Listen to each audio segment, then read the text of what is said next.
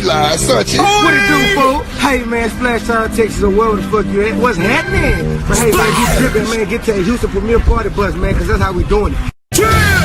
Sometimes.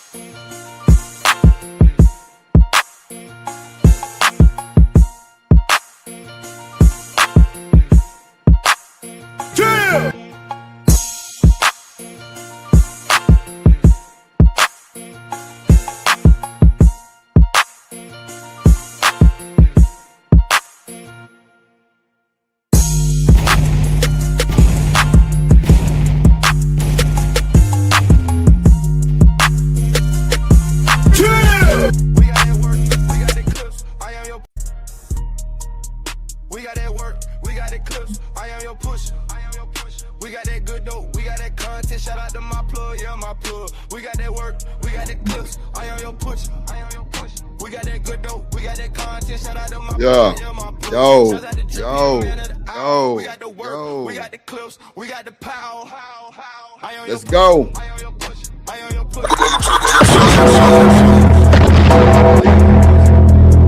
Let's get money. Let's get money. Let's get money. Let's get money. Let's get money. Let's get money. Let's get money. Let's get money. Let's go.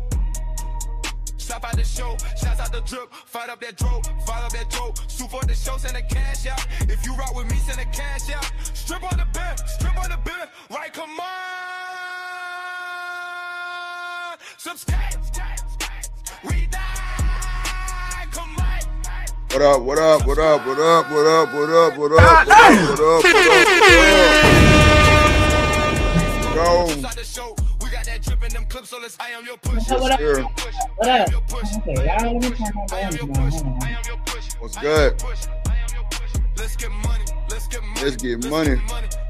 Let's get money. Let's get money. Let's get money. Trips on the show, we got that drip in them clips, so let's go. Trips on the show, we got that drip in them clips, so let's go.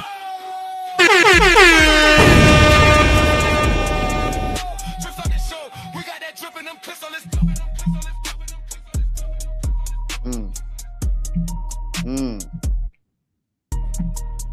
Yeah, I'm fucking with it. Let's see how I'm gonna go with it. Let's see. Fuck it. This how we rocking today, man. This how we rocking today, man. Shout out to God first. Yeah, let me be me. You hear me? Damn, I wanted to stream to some more shit. Why did you do that? My bad.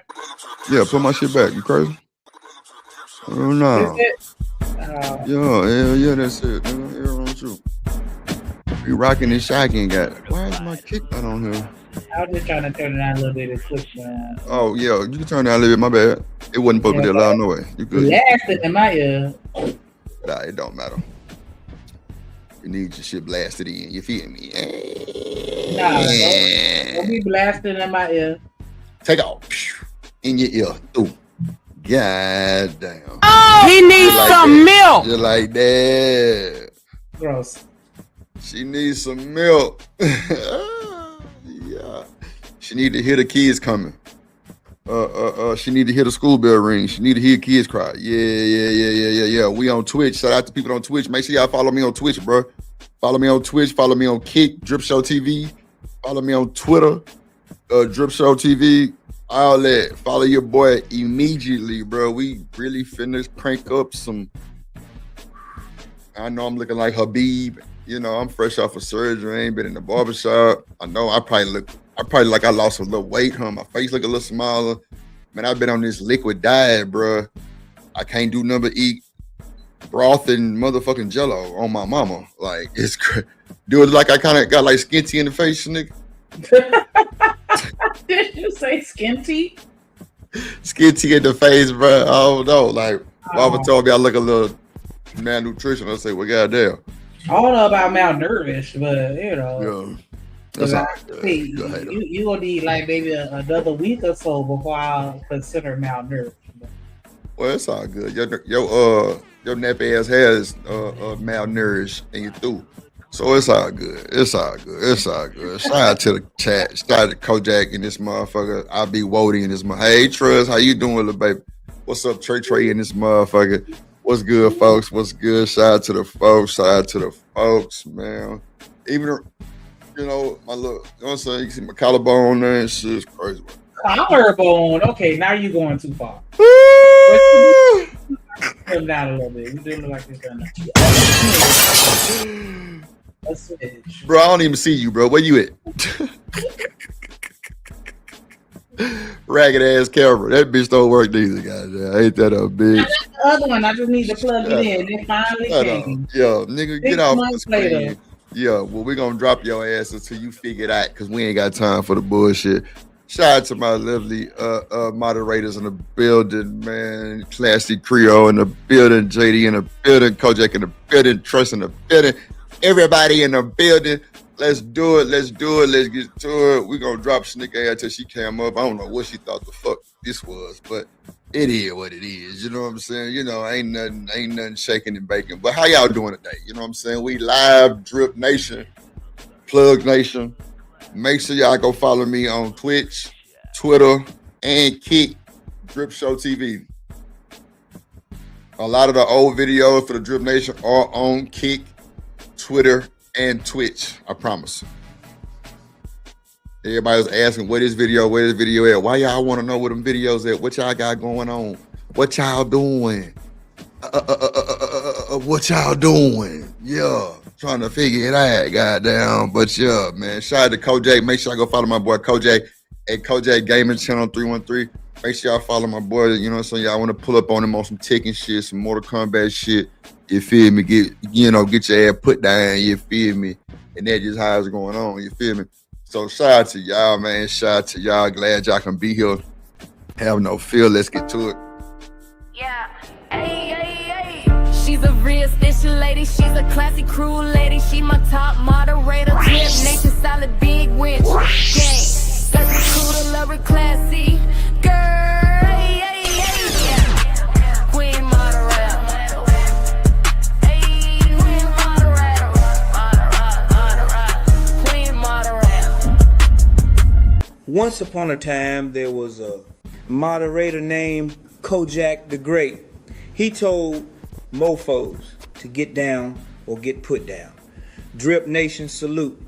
Welcome to motherfucking Detroit, goddammit. Wonderful shit.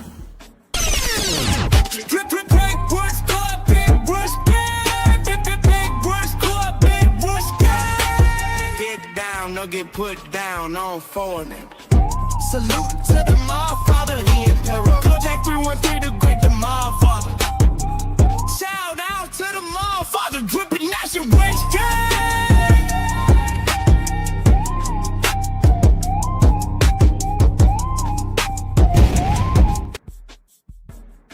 Yeah, man.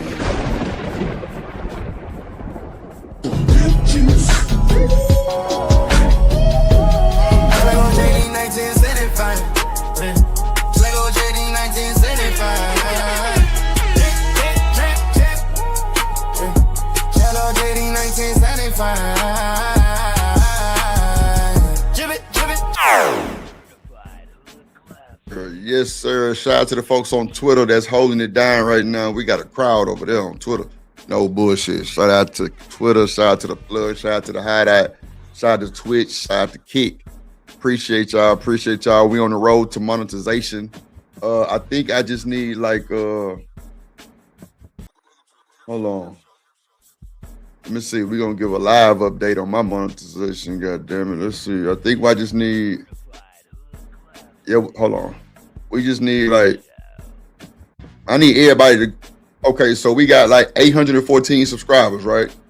We got 814 subs, and we got like about 1,300 hours, which is not a lot, really on the cool. As long as you keep it consistent and stream, You will be good to go. My mic was a little low, my bad, y'all. But I'm back. So make sure y'all tell everybody to go subscribe to the plug. We here at the plug. We here at the hideout. I definitely will be monetizing both channels, plug and the hideout. So make sure y'all look out for your boy. Tell everybody where we at. Come rock out with the team. You feel me? Shout out to everybody in the chat. So the first video I want to get to is, you know, everybody be waiting on their taxes and shit, right? Everybody wait on taxes. You know, put a W in the chat if y'all really be waiting all year for y'all taxes, though.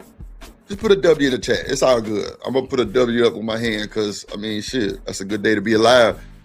Have y'all ever had somebody flip y'all taxes before? Like, let me know. Like, you know what I'm saying? Like, let me know. Y'all ever let y'all boyfriend or y'all man flip y'all taxes?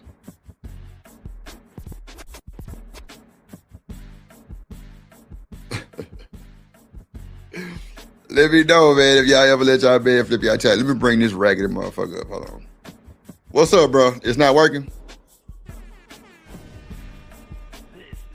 Are you there, bro? Bro. Chief, shit. My nigga. My nigga. Is it not working? Okay. Anyway, shout out to the goddamn, I think there's 21 people watching. Shout out to y'all, man. Make sure y'all hit the like button. We just got a 5-piece goal for the day, man. Hit the Cash App, $ drip on the beat. You know, send me what you can. It ain't no, you know what I'm saying? I ain't, you know, I'm here for the money on it for sure, but you know, just support the show, support the stream, you know what I'm saying, and make it look clean. You feel me? That's all. Just a little 5-piece goal. Hopefully we can reach that in no time. $ drip on the beat. I be Wody. What's up, my boy? Shanika. Okay, she on the bullshit. Let's get to it. Let's see what Trump got for us, y'all. Let's see. Shout out to Classy in the building. Big moderator gang. Oh shit, hold on. Damn.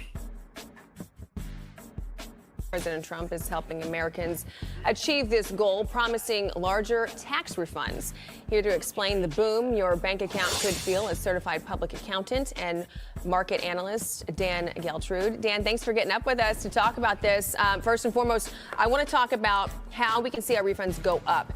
And are we talking about hundreds of dollars? Are we talking about thousands? And how do we file our taxes to get that money? Sure. So what this relates to is the big, beautiful bill which President Trump signed on July 4th of 25. And what that did was it made the standard deduction larger. It lowered tax brackets. And how about this one? It raised the SALT deduction, which we were talking about just before, where people are moving out of New Jersey, New York, California. Those states will benefit most from this. The cap was $10,000. It's been raised now to $40,000. Of course, that's subject to See, it's always states I don't live in that capitalize on this bullshit. It's always states I don't live in that capitalize on this type of shit. New York and shit like that, where it's just crazy work. You know what I'm saying? Like, whatever happened? What's up with Texas? No Texas? What up, JD? No Texas, all right. Income limitations. So people are going to be seeing, according to Scott Bessent, the Treasury Secretary, $1,000 to $2,000 of an additional refund, which is going to cost the federal government about $100 billion. But let's not forget, that's our money and we want it back. Yeah. You know, that's a very, very good point. That is our money. we paid into that. Yeah, I definitely need my money on back. Let me see if this motherfucker ready, man. Shanika. Bro. Are you ready, bro? Ragged ass nigga. Ain't never on time. Ain't never got shit together. And we want to talk shit about me being me. Just super ratchet, unofficial ass nigga. Shanika. Don't do me like that. Nah, fuck all that. Is it working or not?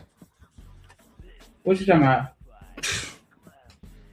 Lord Jesus, we ain't got time. I want to talk about the child tax credit. Is there anything that's going to change with that? Because I know, you know, Ain't nobody got time for that bullshit, Coach. I swear I don't, heard bro. about it, obviously, but I didn't know too much into it. Is there anything that a new parent needs to know, or perhaps a pregnant woman who's about to embark on that journey? So this goes back to when and how you file. So yes, the child tax credit is something that's extremely important. And you asked the question before related to what do we do about getting this tax refund, and what do we do about taking care of this, taking advantage of. Your ragged ass ready? Thank you, Trust. Just he don't want me to be great. Like, dang. And then I'm also at work right now. He know this. I don't give a fuck. Clearly. What they got to do with me? Wow. What? What they got to do with me? I told you what time we going live, nigga. You off. So what is you talking about? We already talked about this. So stop the cap and stop trying to get all this old extra juice from the chat, because it ain't gonna happen, baby. Yeah, cause see, Classy, you already know he always on my neck. Like, I don't even understand. I'm talking about like in your neck. Foot permanently planted. Like, I can't. Yeah. You ain't supposed to. Yeah, in that neck. All that. And make me cap up for what? Like, you don't even got me on the screen, my nigga. Nigga, you are on the screen. I'm just trying to save it real quick. Hold on, shut up. There you go. Your ass on the screen. Shut up. God damn, be bitching and switching. Ain't nobody got time for that bullshit. Shut up. Classy, I got to, because she a heathen. That's why I'm telling you I got to. She's a fucking heathen. No, I am not. See, when I asked earlier about them niggas flipping y'all taxes, that's Shanika. Shanika dude used to flip her taxes. She used to tell me how they used to come back $200 short every time. Every time. Every time. So it's like, I really don't be listening to that motherfucker. I really don't go. I ain't got time. But hold on, let me just turn this motherfucker this way, because yeah, there we go. You can see my pretty ass. Hold on, Wody, you supposed to be on my side. Somebody talking about Wody for 17 seconds. You can see my handsome ass now. A little better. Okay, cool. Thank y'all. So, like I was saying, you know what I'm saying, before I was rudely dischargedly interrupted.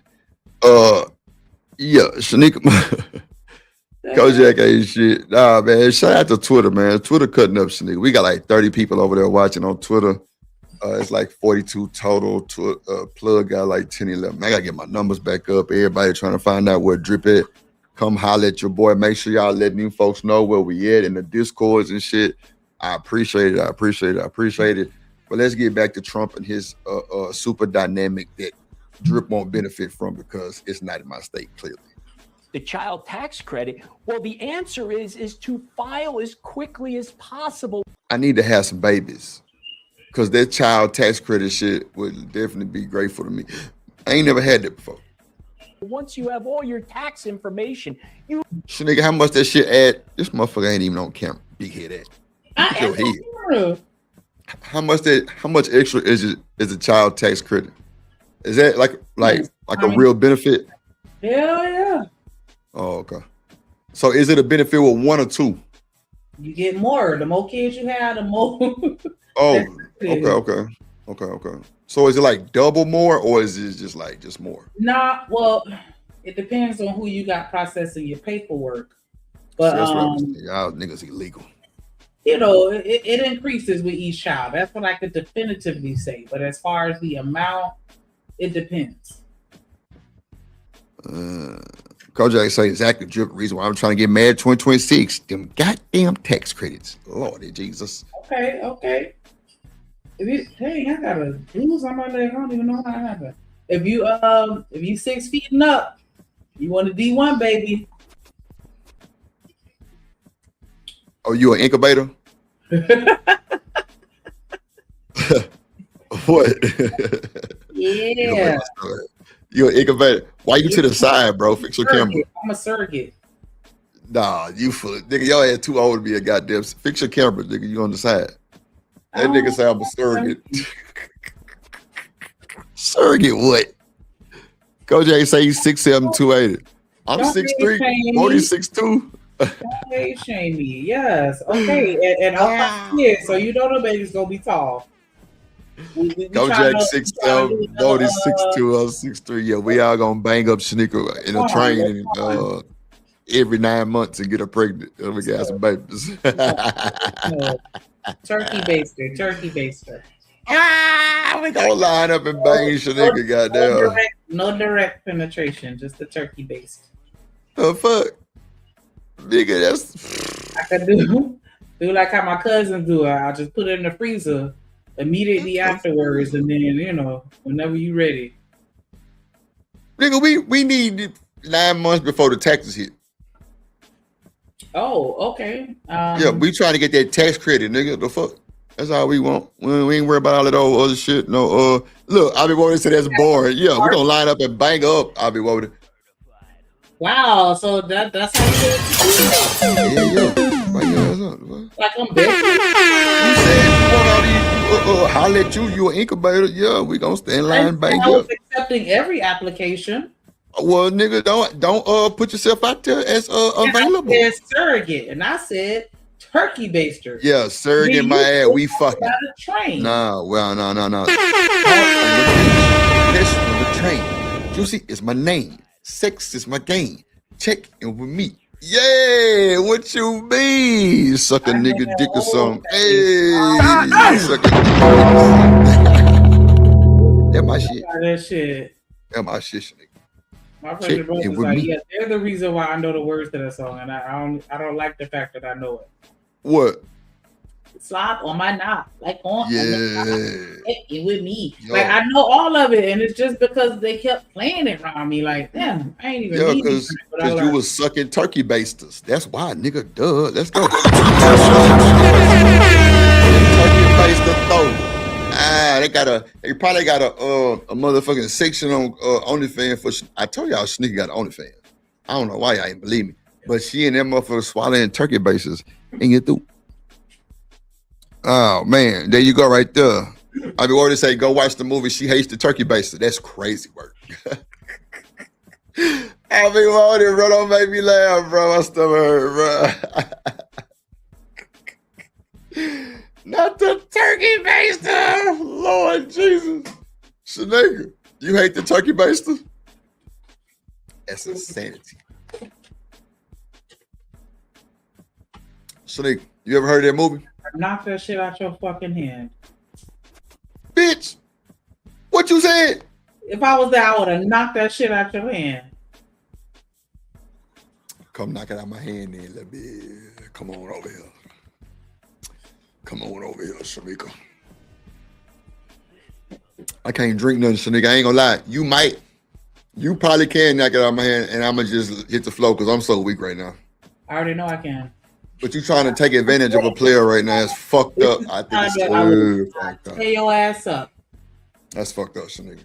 No, I just want to serve you. When you're fully recovered and stronger than me. Nah, I gotta catch you when you're already got a handicap so I can ensure my victory. So you think because I got a handicap, it's gonna ensure your victory? Absolutely. I'm gonna lock the wheel on that wheelchair and go to work on your ass. But why you got like the wheels on the wheelchair? I ain't in a wheelchair. Oh, you're not in the wheelchair? Okay, well then I'm gonna fucking kick the cast, that's your foot, so you could trip and fall, and then I'm gonna yell timber, and then once you fall, that's fucked up. After you fall, I'm gonna get on top of you and just start drilling your shit. You gonna drill me? Oh, yeah, and there ain't nothing you gonna be able to do about it. And then if you try to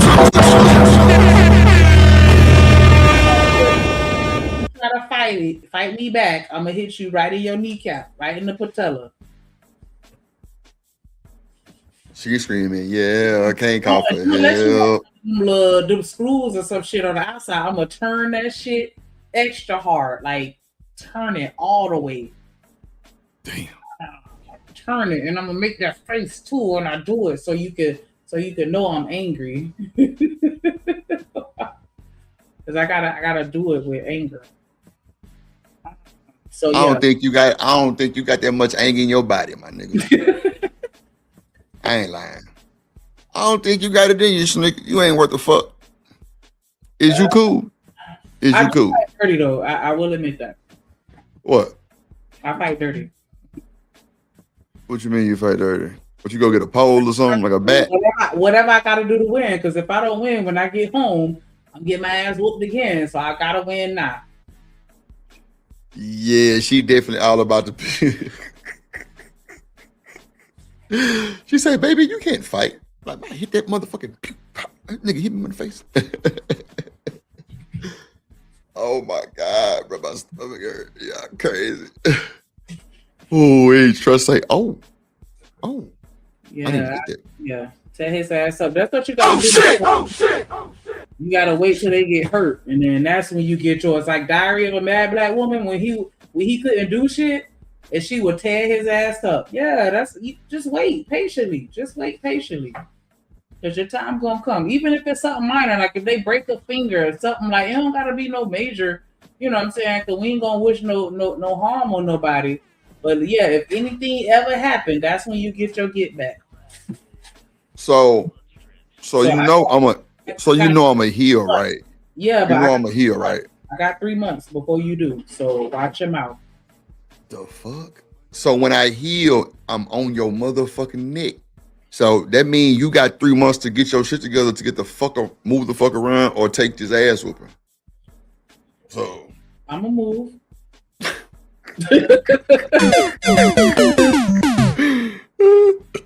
Ooh, excuse me. Because I'm not taking no ass whooping, so. Oh my God, bro. She brings the blade to a fight. I'm gonna fight you, and then after I whoop your ass, I'm gonna put a restraining order on you. Because you already know they gonna believe me before they believe you anyway. So that's how I'm gonna get you. And then if you come around me, I'm calling them bobos on you. Do Dirty, what's up, baby? Yeah. Man, shout out to my nigga Do Dirty, man. Make sure I go follow my nigga OG Do Dirty, man. Oh shit! You know what I'm saying? I was on OG Do Dirty show. What was that? Friday, I think, the Saturday, Sunday. We was talking about some shit that, Texas business shit, you know what I'm saying? That I'm gonna bring up today too, because I got some more information on it. But shout out my nigga Do Dirty, man. Real shit, y'all boy. Make sure I go follow Do Dirty, man. Shit. Frizzle Frost in the goddamn building. My boy Frizzle in this motherfucker. Shout out to my day one nigga Frizzle in the goddamn building. What's good? That boy say, make sure you hit the like button. Make sure you hit the like button, man. Support the show. I told you we got just a 10-piece. Hit the cash app. Support the show. I think Shanika was a sponsor last time. I don't know, something like that. But $ drip on the beat. We close to the monetization. Is coming. You know what I'm saying? I should have been got this shit monetized, but lazy, comfortable, and then that wreck. And I ain't gonna even blame all that because I should have had it monetized before that too. So let me not do that too. But shout out to my dog in the building. OG Do Dirty and Frizzle Frost in the motherfucking building. Let's get back to this shit. You don't have to wait until April 15th. Get it filed as quickly as possible. And again, get your money back. I know. That's all I think about is like, I just want my money back. Let's dig a little deeper into this personal finance New Year's resolution. I love that people are getting more involved in this. This is actually something that I have actively been working on and I'm hoping to improve on in. Shanika, what's your New Year's resolution? What's your New Year's resolution, chat? What's your New Year's resolution? Go ahead, Shanika.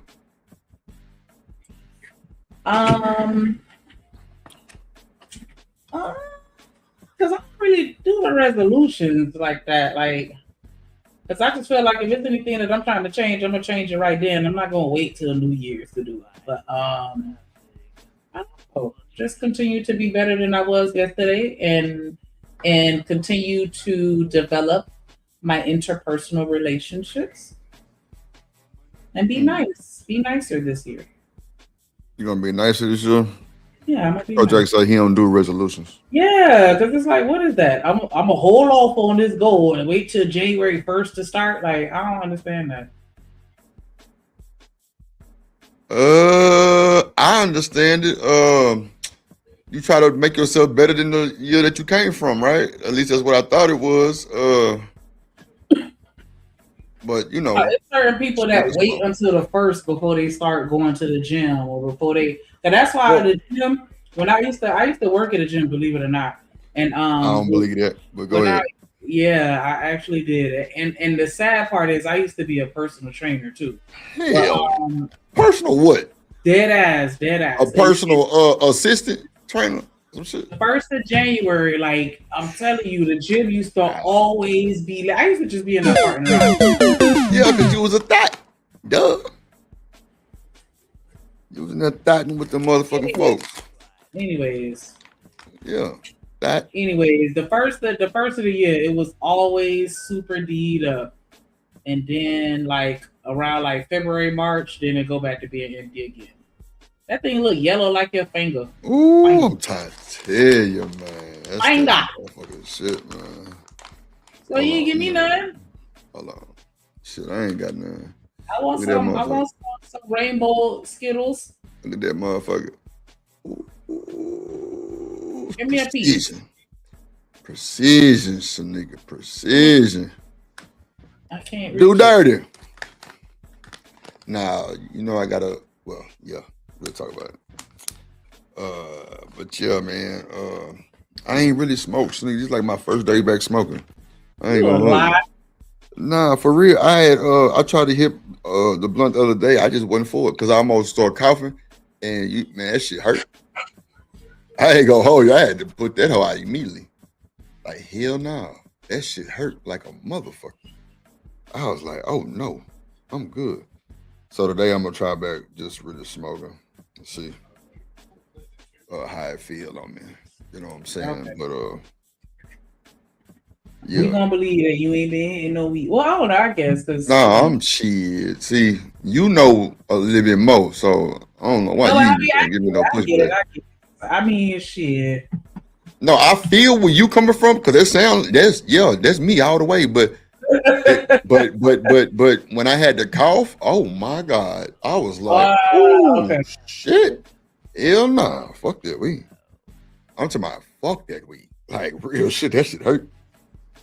But now, man, but just update. Drip is healing way better than it was. I was just so weak and so much pain, but I'm doing better, as y'all can see and hear. You know what I'm saying? Thank y'all for y'all prayers. Shout out to everybody who thought about a player, you know what I'm saying? Well, you know, we here have no fear.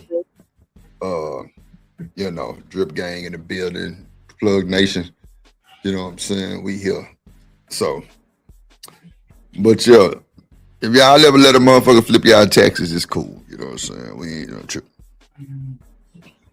So, nigga, you ever let a nigga do y'all taxes? Do my taxes? Flip your taxes, my bad. Oh, yeah. You let him flip your taxes before? Did he work for you? Yeah. That's the only reason why I do it, because, you know, I'm frugal. So nigga say she let a nigga flip her shit and it worked for her. My shit, yeah. Yeah. That motherfucker ain't worth a fuck neither. It's all good. Anyway. No, I'm saying some people let other people flip their shit that they not even like officially with. Like, and that to me is crazy. You know what I'm saying? Because at least if you in a relationship, like he has some type of, I don't want to say allegiance or, you know, loyalty, but I mean, like, you know, whatever. But yeah, like, So nigga, so was the flip beneficial for you, baby? Yeah. Okay. See, I flipped the motherfucking taxes before too. You know what I'm saying? Really twice. I ain't gonna hold you. I flipped my little homegirl. You know what I'm saying? She was a little gangster.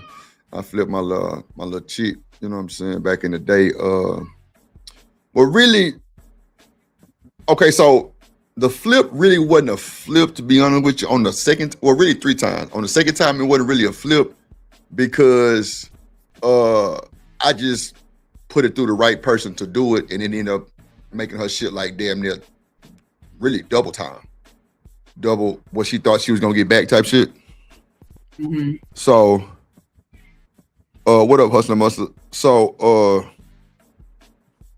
I wouldn't just call it a flip. I ain't gonna take that. But the other times, yeah, Drip was out there beating that block. Yes, indeed. Like it was going down. Flipped them and shit. That motherfucker start calling me every year, nigga, to flip her taxes on my mama. I'm like, nah, I don't be doing it like that no more. She was addicted to the flip. I ain't even have to fuck the hoe. It was cool. Fell in love with the flip. Yeah, she fell in love with the flip. You know what I'm saying? No bullshit. She was like, man, you gonna flip this shit again? I'm like, bro, I ain't heard from you all year. She was like, yeah, but shit, tax season come up, shit, you know what I'm saying? You trying to get some money? I'm like, hell yeah. Then I was like, nah, you tripping. You don't be fucking around like that no more. So it was, I don't know, it was cool. What's up, Miss Joy? How you doing, baby? Happy New Year. You know what I'm saying? I don't know. It was cool though.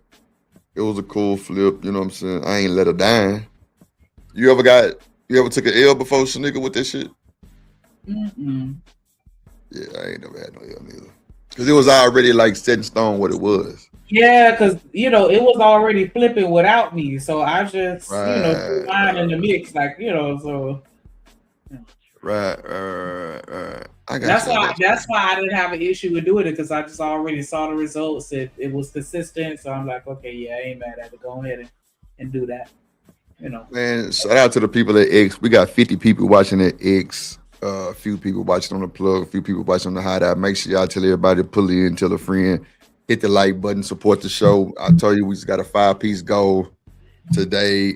$ drip on the beat, hit the cash app, $ drip on the beat. Let's get it. That definitely makes what's up, Living Humbly in the building. That definitely makes it a better show. It makes me want to stay on and keep y'all updated with this content. But let's get to it, man. Let's get to it. What do you say? People out there getting faded and saved. Boy, say getting faded and saved out here these days. Who getting faded and saved?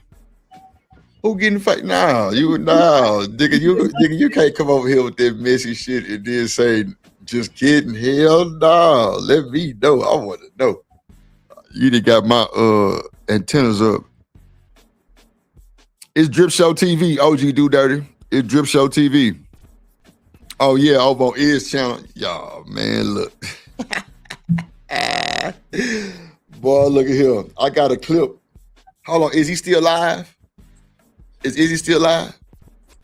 Because if he's still live, I ain't going to play it till he get out the live. Let me know if he's still live. Yeah, let me know if Izzy's still live.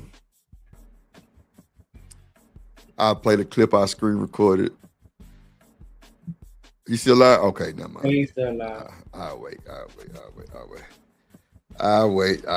till he ain't live. I But don't yeah, know the man. link to Kick, so gotta To who? figure it out. To Kick? Oh, Like okay. It's Drip Show TV too. It's Drip Show TV. What is it, like .com/? I'll figure it out. I have no. It's right. Well, yeah, you're right. Oh no, I don't even know that motherfucker. Okay. Well, I'll wait until he through with his stream, and then I'll play the clip. Cause I don't rock like that. But nah, man, let's get back to the bullshit. We're gonna keep moving forward. Let's go. 2026. So if somebody were saying, hey, I want to save more money, I want to get the most out of my money, where would you tell them to start? Well, here's the thing. For 2026, what you want to do is look at your withholdings, because why would you let the government hold your money all year? So you want to adjust those withholdings to maximize what you're going to get in your net paycheck. Now, what I tell people is the first thing that you want to look at is look at personal debt. Like credit cards, that generally has the highest interest rates. So what you want to do is chip away at that and get that number down. Now, I know a lot of people may be thinking, well, it's extra money, let me go out and spend, and you can certainly do some of that if you want. But the smart financial move is to take down your personal debt. Credit card debt is at all-time highs. So the fact that the president is giving back more money, let's get financially healthier in 2026. Yeah, I mean, every time. So nigga, do you think him giving back the money is gonna make people want to kind of knock off their debt? No. Yeah, I ain't think so neither. They gonna buy more dumb shit. Because if you have piss poor financial habits, giving me more money is not going to change that. Come on, ladies, say something to them folks. For financial literacy, that'll do way more than the money. Excuse me. But you know, I'll take it. I'll still take it. Give me the know money. you'll take anything. Money. Don't do that because I won't take anything. You take that turkey baster and you through. But yeah, like that's crazy work though. Like, I don't know. Like, I need to have some babies though, y'all. Like, can I borrow one of y'all babies? Nah, for sure. Do dirty. Make sure you put your. I gotta rinse up. Do dirty. Make sure you put your shit in the chat too. Do dirty. I'll be forgetting about wrenching my folks up, man. God damn, man. Oh, so the Twitter comments show up over here. How come I ain't never seen mine? Because it say 73 people watching. Yeah, but I thought I put a comment over there one time before, and I don't remember seeing it. Cause yeah, that's the Twitter or X. Yeah, make sure y'all hit the like button over there on X too, man. You know what I'm saying? Let me know y'all love me. Hit the heart, my bad. Hit the heart. Hit the heart. Repeat the stream. All of this. I ain't been on X in a little minute. I used to be on a real heavy because you were selling that box. Black Twitter is like the best ever, right? Nah, for real. I follow these people called a Daily Loud. They platinum. I ain't gonna hold you. They platinum. They platinum. Yeah, I gotta get back on that. But I used to get sucked in. That's why I had to stop. And I would go down so many rabbit holes. I'm one of them people. I click on your page, then you'll have a post with you or your cousin. Next thing you know, I'm on your cousin page. Then next thing you know, I'm on your cousin dentist page. Then I'm on your cousin dentist neighbor page. Like it never ends. It never ends. I don't know why. I don't know why, but depending on what people talking about, yeah, I'll be clicking. I'll be 6 profiles in, being nosy. No, for real, because I remember one time, oh my gosh, it was real bad. Because this lady was talking shit, and then I went to her baby daddy page, and then it was some shit popping off with the sister, and then the sister had some shit popping off literally with her dentist, and then the dentist's office, like, I don't know, like that literally happened to me one time before, and I was just like, that sounds like a bunch of bullshit to me. I'm dead ass, like and I'm like that on YouTube too. That's why those little the video previews or whatever for the next videos or the thumbnail videos or whatever, like those set me up a lot because I'll be watching one video and then next thing you know, I'm watching like somebody popping pimples or cleaning fucking rugs, or man, I got caught up watching some videos where the adopted dogs at the shelter choose their owner. Yeah, man, I click on all kind of stuff. It don't make no sense. I remember the other day I went down this rabbit hole trying to understand the difference between chicken broth and chicken stock. And clearly there's this whole like conspiracy behind chicken stock. Like if you go and look at any container, or not container, but the nutrition label for any manufacturer chicken stock, it's always chicken broth. Or it starts off with, because you know chicken stock is like gelatin, like lardish almost. And then chicken broth is like liquid. But whenever I buy chicken broth or chicken stock, it's always a broth. But they never tell you what's in it. What's in the chicken stock. They just say that it starts with chicken stock. And then they add other shit to water it down or whatever. But they never tell you what's in it. But anyways, so yeah, I click on anything. And I used to be like that on Twitter. Like, and then like another reason why I stopped going on Twitter is because like they don't censor anything, and like, you know what I'm saying, you'll be scrolling and a big old meat stick just scroll past your timeline like, whoa, what? Not safe for work. Yeah, man. A meat stick? Why are we talking about meat sticks? Big ass hammer was on that shit. I'm like, what the hell? Just flopping around, just disrespecting my eyeballs. Like, don't do that. Shut up. You like that shit. A meat stick. I mean, I did click the follow, but still, like, yeah. You gotta make it. You gotta make it yourself, Trust, because it's something going on with this stock, but they are not telling people what the fuck is in it. And I think that they are. And from what I saw, they're getting the stock from some company in another country, and that company is not telling us what they using to make the stock. You know what?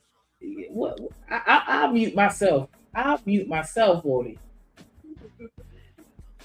Out of here.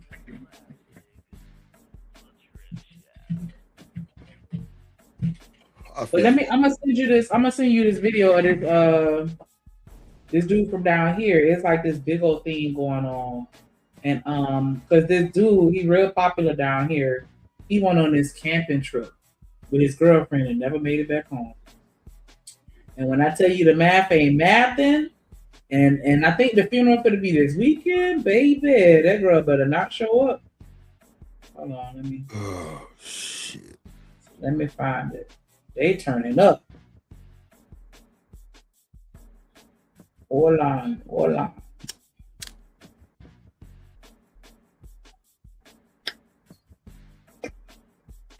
And I had got caught up one day watching this some Houston videos.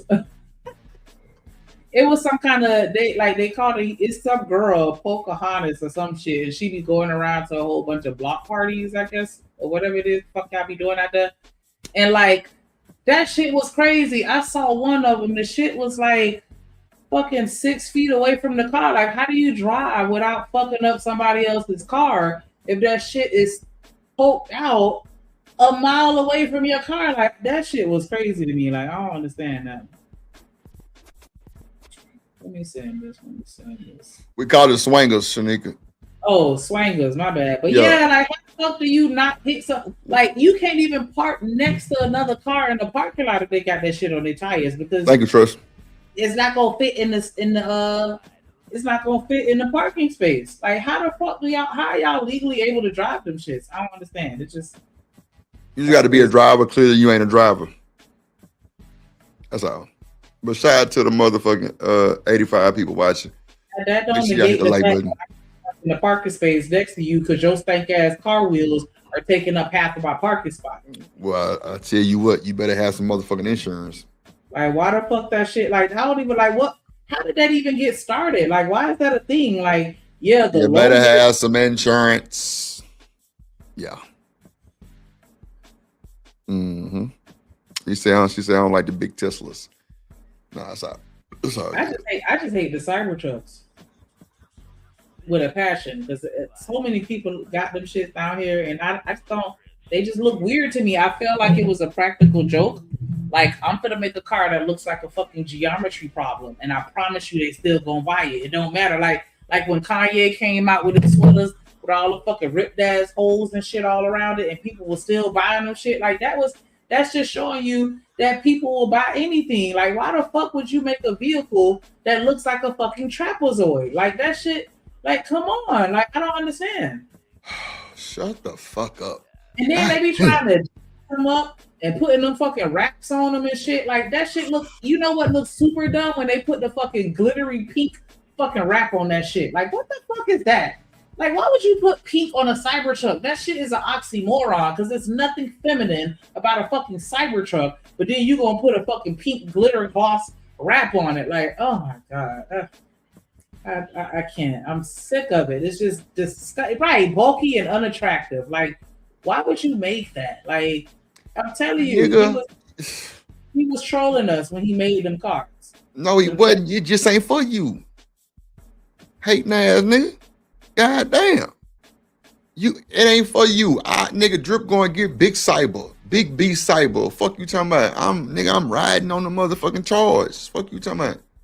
I'm putting 30s on it, all kind of shit. Yeah. My partner got one on swangers. What you talking about? We country. We definitely mounting them hoes up. Shout out to CJ on 32s. He got that bitch like a marble space color. That bitch so nasty. It just ain't for you, nigga. You like driving baby mama cars and shit, two-door Acuras and shit like that, nigga. Stop being a fucking hater on your life. Because if you had the money on, you probably would get it. Oh, fuck, I would not. Yes, the fuck you would. Hating ass nigga. I hope you cough 2 times back to back. Fuck you. Ain't worth the shit. Yo, she said get you a Honda Palisade to calm down. Yo, put you some 24s on it. Nah, if anything, I get that Telluride. I'll fuck with that. But what is a Telluride? What the fuck is pretty that? much a Palisade is the same fucking shit. That's the Kia version. All these cars look the same. That's why you probably did an ugly ass type of truck. I ain't never heard no Telluride. Classy say country drip on swing. I'm trying to tell you. Classy. I didn't show, man, look, I didn't roll swingers before, Classy. I didn't show it on the stream. Sure. I was Candy Blue Impala swingers. That was somebody else with it wasn't his. What? You be flexing other people's shit. Like, stop. I ain't never flexed up. You know what you're doing right now. You ain't shit. Nah, you ain't shit. You ain't shit.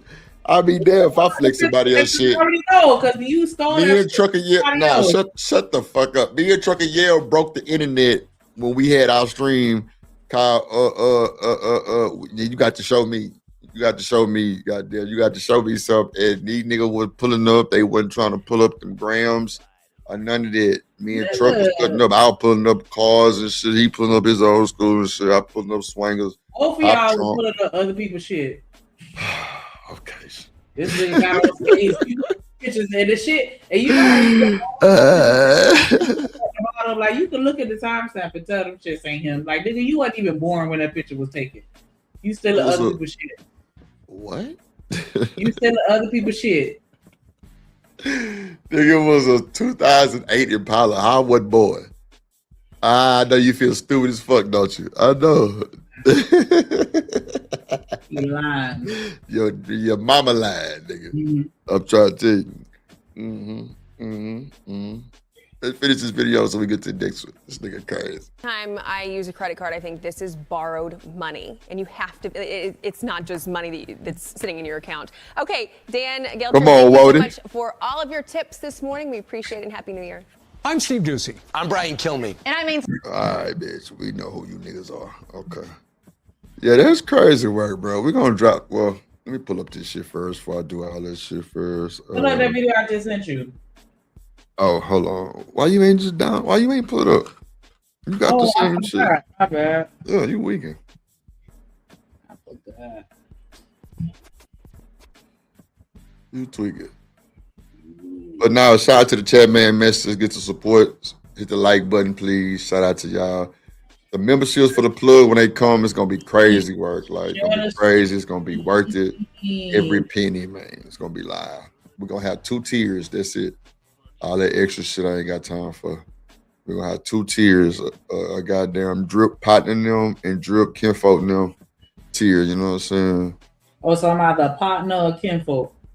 Yeah. Partner or kinfolk. Kinfolk on. Damn, y'all. We got 106 people watching. 107 people watching. Steady counting. Shout out to Twitter. I appreciate y'all. I love y'all for that shit. Shout out to Twitter.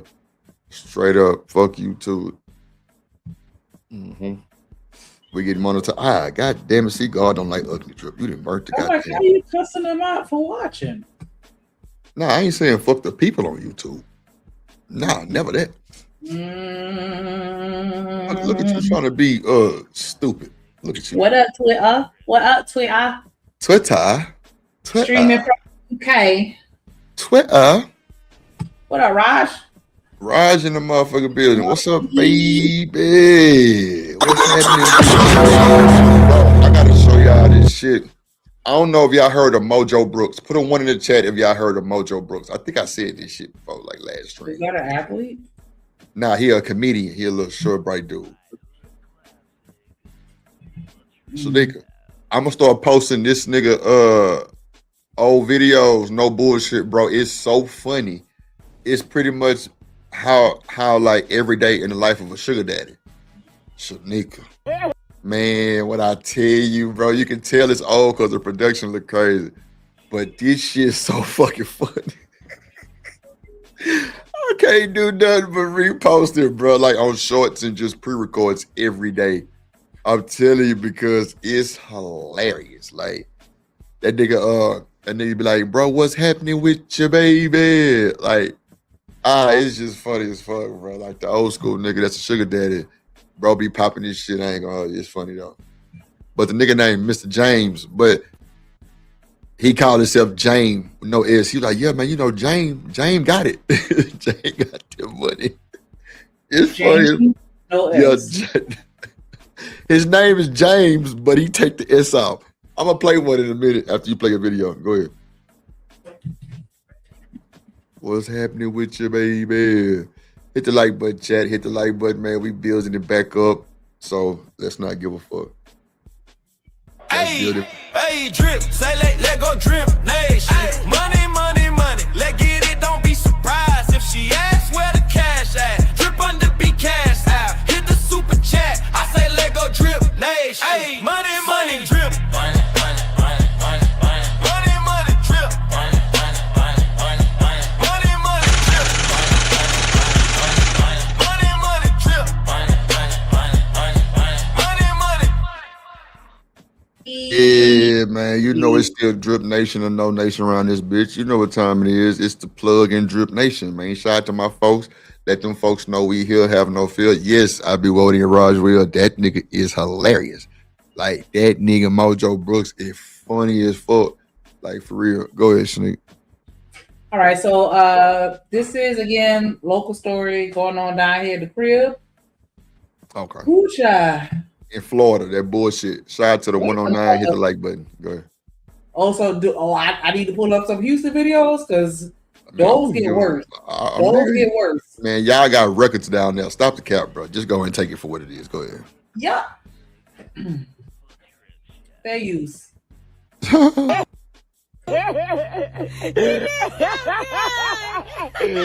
love you. I love you too. Say I love you. You my everything. Oh my God. It's the kind of getaway that looks just perfect on camera, the kind of people who post the captions like life is perfect with you. But in this story, what started as a couple cabin trip ends with one man found injured, later described by his family as brain dead. The Davis family got there. Jesus. They said he brain dead, trauma to the skull, the back of the skull, his head, blunt force trauma to his head. He ultimately succumbed to his injuries, and the family has so many questions. What happened? Mr. Tyrone Davis Jr.'s loved ones are now demanding answers because they say that the explanation they were given just doesn't add up. The death of Tyrone Davis Jr. Now, before we get into this is a developing situation. A lot of details being shared publicly come from family statements and social media accounts. I'm going to clearly separate what's claimed from what's being confirmed and avoid presenting. How long ago was this, Shanika? This just happened because they planning on having like a little thing for him this weekend. No, and like shit. the whole town about to come out, like crazy. Including your bopping ass, huh? Outfit already ready. Lord Jesus. Rumors as fact. According to his family and supporters, Tyrone Davis Jr., also known online by nicknames like T2 and Stepdaddy Dro, was the kind of person people described. See, that's some shit one of my little mamas called me Stepdaddy Dro. I like that name. I like that. Stepdaddy with that Dro. God damn. As a provider, hardworking, family focused. Hey, to all my brothers out there, I just want to motivate y'all right quick, man. Never give up on your dreams, man. Never give up on your goals. Just because shit ain't going as planned or, you don't see the results in what you putting in, just keep going, bro. It's like at the end of the tunnel. They say he wasn't just building a life, he was building a message. Motivational videos, everyday vlogs, and pride in showing up for the people he loved. And the part his family keeps circling back to, he was a father. And they say his kids were his heart. They were his everything. Look who I done kid out. Look who I've been daddy today. Now, family members and online followers say that Tyrone and his girlfriend, known publicly as Lulu and connected to the handle That Damn Lulu, had been together for around 3 years, and online the relationship looked affectionate and committed. From the outside, it looked like love, surprises, dates, vacations. It's so amazing. Try, y'all be seeing these people online trying to rub it in y'all face or how happy their relationship is and all this other stuff. You never know. That's why y'all can't see all that couple goals. Y'all gotta stop that shit. Stop that shit with that couple goals shit. Cause everybody y'all attach that shit to. Look what happened. What's wrong with the couple goals? Yeah, Remy Maud. Remy and Papood. Like I'm just saying, like I don't know. Sometimes I feel like we put too much pressure on some of these people to maintain this facade once we perceive their relationship a certain type of way. I don't know, or maybe I'm reaching, but I don't know why people feel like they have to be perfect online instead of just actually showing the real version of themselves in their relationship. That's why I don't like watching the couples content where it's like everything is always fucking happy. Like, stop lying. I know y'all argue. Or, you know what I'm saying? Like, stop making it seem like, not saying that you got to put arguments online or shit like that, but, like, I feel like it's a way to show balance without going too far into the negativity. Because I don't need to know, you know what I'm saying, all the darkness that's going on in your world, but don't sit here and make it seem like it's all fucking rainbows and Skittles and sunshine and shit either. Like, just stop it. Stop. So amazing. I'm gonna make sure she remember that. I'm never gonna forget this weekend. Forever and ever. We started off with edible arrangements that asked me to be here about time. And I'm thankful that you said yes. Thankful. I was so shy. Even when she broke her ankle, he was there for the surgery, there for the recovery, riding it out with her. We is finna take Queen a shower. Or bath. I'm gonna have to bring the chain here and hold her leg. And vibe with the vibe. Boom, boom. I love the vibe with the vibe. From the looks of his social media, people were really rooting for them as couple goals. But as we all know, social media doesn't show what happens when the cameras are off. Now, the story that's been widely shared online is that the couple took a cabin-style holiday getaway around Christmas. I did. See, and this is what I was telling my cousin when she was showing me this, because she was telling me about this, and then it was so funny because then I ended up looking on YouTube and I saw all these videos talking about it. So I'm like, oh shit, like people, you know, picking it up, because it's another content creator, another big one, and she covered it too. I might pull that one too, but like the shit didn't make sense, and it started off with, why the fuck are y'all camping? That ain't no nigga shit. Like, I mean, no disrespect to any black people that like to go camping, but I'm just saying, like, come on now, when has that ever been our thing? Like, why are y'all out there in the middle of the woods? Why? I like camping. That's because you the bear, nigga. As a regular human being, like, nah, I'm not pissing in no bucket. Like, get the fuck out of here. Like, you piss on everything else. Why you ain't pissing in the bucket? I almost said so. Oh, shit. Say it then, wanks. Fuck you thought this was? I said it. Nobody scared of him. And nobody scared. Like, why are you out here? Why are you camping? Like, that was the first mistake. Yeah. And then look at her. Like, this looked like a scene from Get Out. Like, why her arm look like that? Why her face look like, nah, hell nah. Go home. Just go home. It was sticky notes. You had to stop. You like, I know that's not what I see. I saw it, you know, I caught something you doing something earlier. Mm-hmm. You like, it really comes to life. It's a bit. I love my creative. For it's super creative. Super creative. I love you.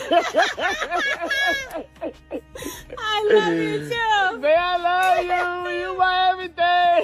Oh my God. God, I love you, Lou. Yeah, so I can close the door. I love you, Lou. So it's finna go down right now. So look, so this how this going, baby. Finna explain the game to you. So we finna roll the dice today. I know you like gambling. I know you like playing. You feel what I'm saying? The people casino. And it's crazy because I don't even, the games that I play, I never use dice. And mind you, myself for craps when I just started learning that. But so this make it even more fun because I never roll dice. Okay. So this how this finna go. So we gonna roll the dice, right? Black Santa. You feel what I'm saying? Yes, sir. Heavy on the black Santa. So we finna roll the dice, right? And whatever it landed on, see it's 4, you got to pick up a number 4 box. Oh. What it hit? Reroll. It's on 4. Okay. You want 4? I don't think it's no 4. It is. The green right there. Okay, we try it's a 4. Okay, kick the door then. Okay. What you got? What you got? Okay then. Got the steak on. We got the potatoes. Got the corn. Everything looks amazing, baby.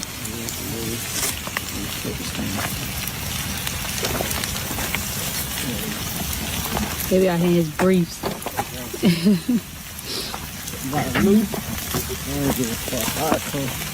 You cooking it medium? How you cooking it? Medium well. You can cook mine's medium. Say less.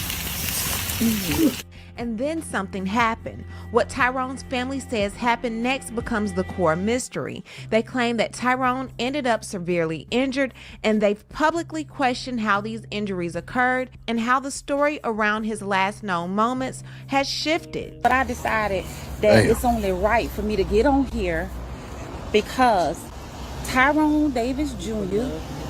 drove that nigga, stepdaddy drove. We call him T2. However, Stepdaddy drove my nephew. So many people got love for my nephew. Not only is he a blogger, he's a YouTuber, he's a motivational speaker, he gonna encourage you, he a counselor, he is that dude. When I tell you he drive trucks for a living, he ain't out here doing wrong. If y'all watch his page, y'all know he take care of his kids. He's a family guy, he's a family young man, and he got street friends, and guess what? He look at everybody, guess what, at the same level, because his heart always been good. To the little people, the big people, whatever you think you is, it's been good. So the way I feel, y'all got a right to know about y'all family, because guess what? He is family to a lot of y'all out there. So for anybody in their right mind to say why is they asking what happened, they got to need to go and examine themselves, because you don't even know his accomplishment and his legacy and on who he is. He like a superstar in our eyes, and guess what? For the main reason, they need to know what happened to T2. Just like we need to know what happened with T2. If y'all been on this page, you see he celebrated because he got a loving heart. And he loved Lulu, what it do till the grounds come home and the cows come home. And one thing I can say, he enjoyed her. He has celebrated with a good heart, gifts and loving and just doing things out the ordinary, unusual things to make her happy. Now I'm going to tell y'all this. For one, he was in that cabin all week till Saturday. So this is what we got. We only can tell you what we got. Y'all need to know. Y'all need to let us know what y'all think. Okay, he was in a cabin on Saturday about 4, 5 o'clock that afternoon. The Lulu chick said that guess what? She was riding in the car with him. They got into a disagreement and he told her to let him out. Now one, don't get me wrong. I know she probably loved my nephew. I do know my nephew really loved her unconditionally. But let me tell y'all out here, whether she loved him, he loved her. It's a thin line between love and hate. It's a real thin line. So for one, if he told you to let him out the car and your message was you pulled on the side of the road and let him out the car and you pulled off and left my nephew in Gainesville, somewhere you and him the only ones there, no family, no people, no nothing. You left my nephew and you said you drove up to a gas station 5 minutes to wait. Maybe he needed to cool off. Maybe he needed to get time to himself to walk up. You thought he was going to walk up to that gas station where you was waiting on him at for 5 minutes. Within 5 minutes, you see ambulance, you see police, you see ambulance, you see police, and you know something ain't right. So you get in your car and get back there to the scene with my nephew getting in on a stretcher, getting in the back of an ambulance. You throw him out and left him for dead. And if you didn't, that's how we feel. And if we wrong, Lord, forgive us, but reveal the truth. Not only that, your story changed because guess what? You called the mama Renee, and when you called the mama Renee, you gonna tell Renee, oh, he fell at the gas station and bumped his head. How he fell at the gas station and bumped his head when you claimed to put him out of car. Okay, now the story changed again. This on Sunday morning, Renee drive up to Gainesville. The Davis family don't even know my nephew in the hospital. I gotta call it like it is. My Davis family don't even know that she got the call and call it like it is. Granny, Renee, I got love for you. You done lost 2 sons, and it's your last living son that just got his life taken.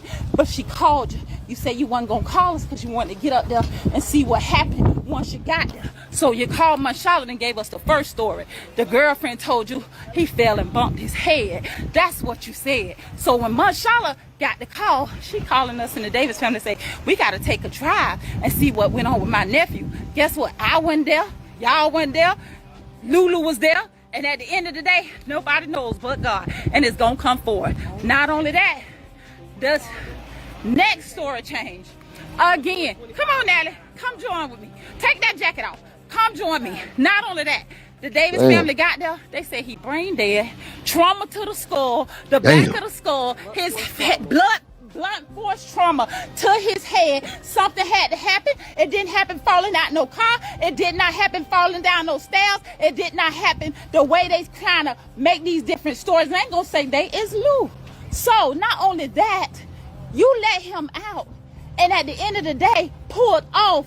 You left him for dead. Why would you leave him? How did he end up at the hospital? And let me grant it, y'all. They found my nephew's body under a bridge on Archer Road, on the side of the road. They found my nephew under a bridge and said a car pulled up and he stepped out of the car and staggered and fell to the ground. How in the hell that you left my nephew and then found him? They find this nigga up under a bridge, bro. That's crazy word, bro. Like, goddamn, man. Shout out to the 134 people watching. Shout out to Twitter X holding it down. What's up, Dr. Cornerman in the building? How you doing, LaBB? Damn. This is crazy work. Shout out to the chat. Make sure you hit the like button, support the show. $ drip on the beat. $ drip on the beat. Let's go. Sneaker got us with this boring ass video. Me watching, I guess.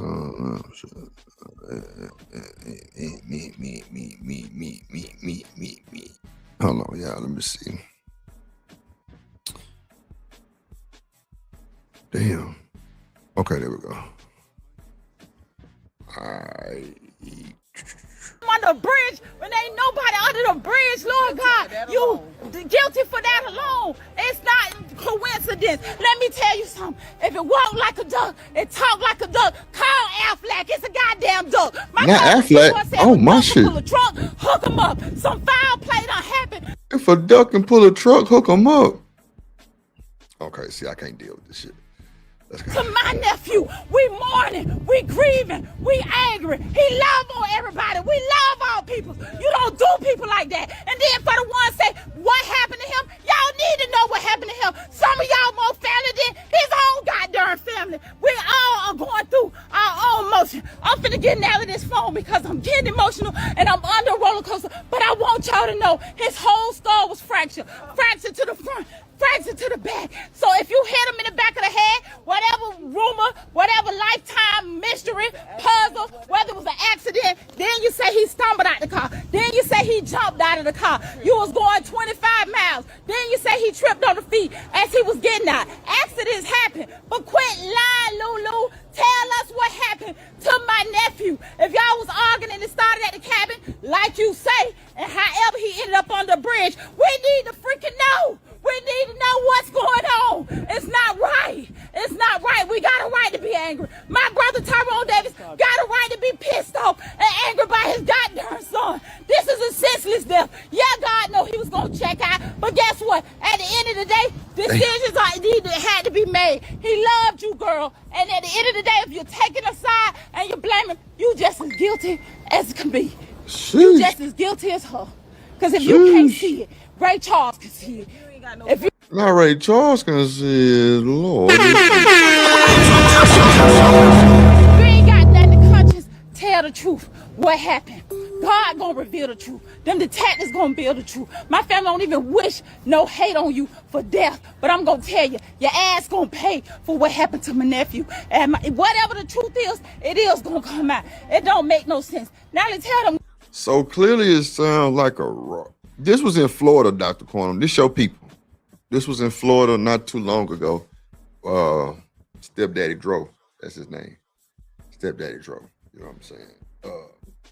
Yeah, this was in Florida, up the way by Shanika. I think this Shanika Kim Peoples or partner them or some shit like that. I don't know. Yeah. That's crazy, right? What they told y'all. It's different stories that have been told, man. We don't want to hear we don't want the phone call. She might talk after, but I don't want to do it. Right now the story ain't adding up, and we just want the story to add up. We need 2 + 2 to equal 4. I can't say what happened. I wasn't there. My family can't say what happened because we were not there. But what I am going to say is he was left on the side of the road in the city that he ain't from. With no phone, no ID, no gun, no nothing. I was told that he was let out of, I was told that the car was brought to a complete stop and he was let out. Then I was told the car may have been going 25 miles an hour when he was let out. 25 miles an hour, you can't do 25 in the school zone, but you stopped and let him out at 25 miles an hour. The math ain't mathing. I just say 2 + 2 need to equal 4. Whatever happened, even if you didn't do something to him, you responsible because we left him in your hands. You was with him.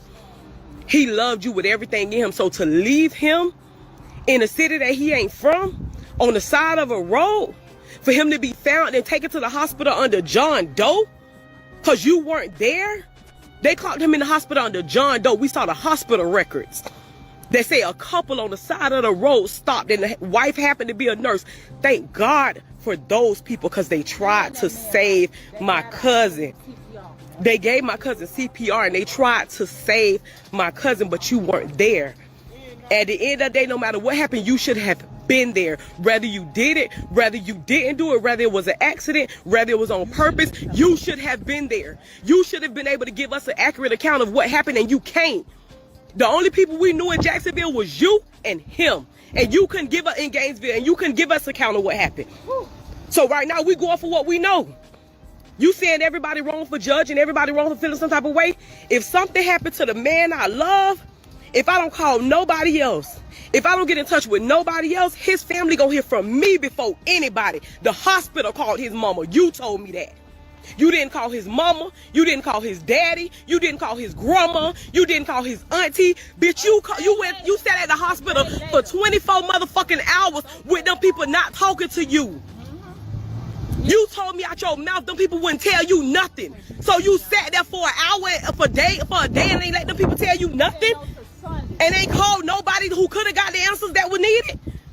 You sat there for 24 hours. This happened on Saturday.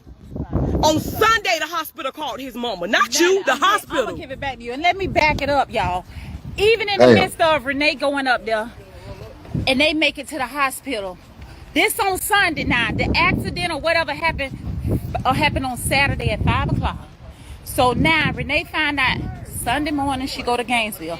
Marshala got the call, tell the family. They went in 6 carloads deep to Gainesville. Even in Gainesville at the hospital, she said she had to leave to go back to the cabin to get their belongings. So she left the hospital with the mama there before Davis could get up there and went back to the cabin to apparently get their stuff. My sister called the cabin man who rented it out. And what he said was he heard about an incident that happened in the cabin. Come on out here, I'll tell you about it. I don't want to talk on the phone, and I'll talk to the police too. They went and did their own investigations at the cabin. Jesus. And the man said he got a call from one of the... See, that should be hard dealing with shit like this because You know, you dealing with family members, you dealing with everybody in your ear, you got threats and shit, all kind of shit going on.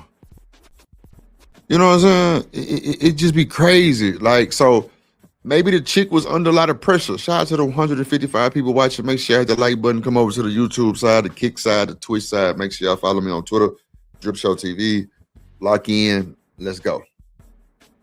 Other neighbors at the cabin because there's no video about an argument they heard and got so heated, and they said the young lady seemed to be the aggressor.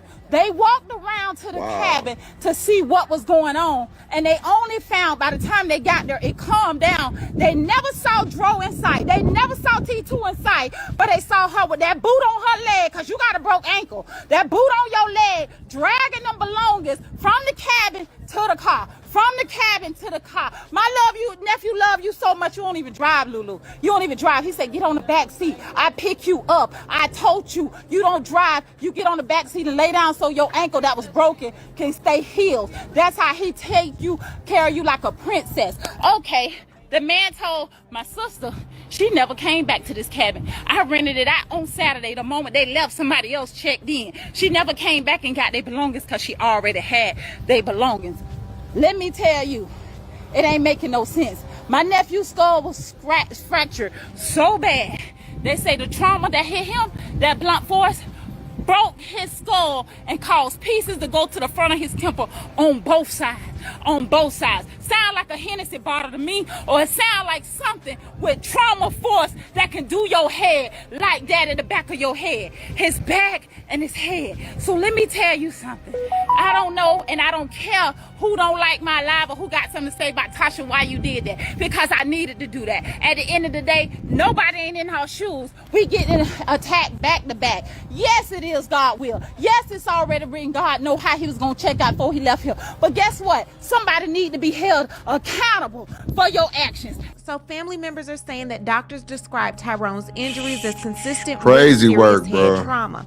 Online posts and family statements specifically mention blunt force trauma to the head and a level of injury they feel doesn't match a simple fall. Now, important, without official medical documents being released publicly, we can't independently confirm every detail, but what we can say is the family is adamant that the explanations they were given don't fit what they were told about his injuries. This was posted to Facebook an hour after the accident. This is crazy work, bro. This is crazy work. Sound like y'all was out of town somewhere and got robbed. He tried to fight for your life and you threw. I don't know what Shanika Mophead ass said. Yeah. It says, what's going on the intersection of Southwest Archer and I-75 South? Under the overpass. Drove by a minute ago to see a man laying on the ground with some people helping him. Now there are 4 to 5 cop cars, ambulance. I-75 and Archer, Dr. Corner. That's your neck of the woods, man. They told me that's your neck of the woods, little baby. And fire trucks for him, mostly just hoping that the man is okay. Then it says, anonymous participant 961. I was the one that pulled over when I saw him laying in the road. He was breathing and had a pulse at the time, and when the ambulance took him away, the girlfriend mentioned that they were arguing. Then we have this vehicle versus pedestrian near Southwest Archer Road in the area of the underpass. We have law enforcement responding with us. Caller passing by advising a male patient injured after being hit by a sedan. A sedan versus a male patient. Patient on the ground and the male patient is laying in the middle of the roadway. Caller is blocking him with his vehicle. Law enforcement is responding. On Lulu's TikTok, under their post, it says something is so off. Watching after the fact, she looks like she loves him. And Lulu says, I do love him with all of my heart. His death was an accident outside of either one of our control. On another post on Facebook, she says, we were truly happy and it was an accident outside of either one of our control. There was no bottle or gun. The autopsy report and witness reports will prove my innocence. People are coming up with their own narrative. But I'm going to start off with Uno.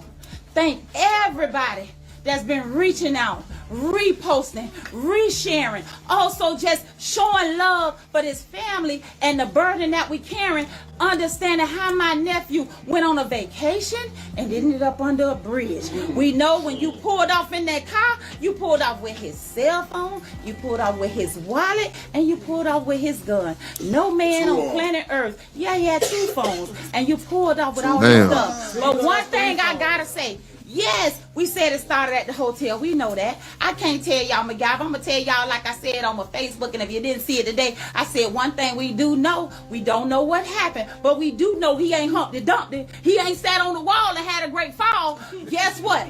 I know one thing happened, and whatever it is that happened, we praying that it come forward. I also know y'all left that cabin and y'all went and got a room because y'all checked out the cabin. Y'all got a room.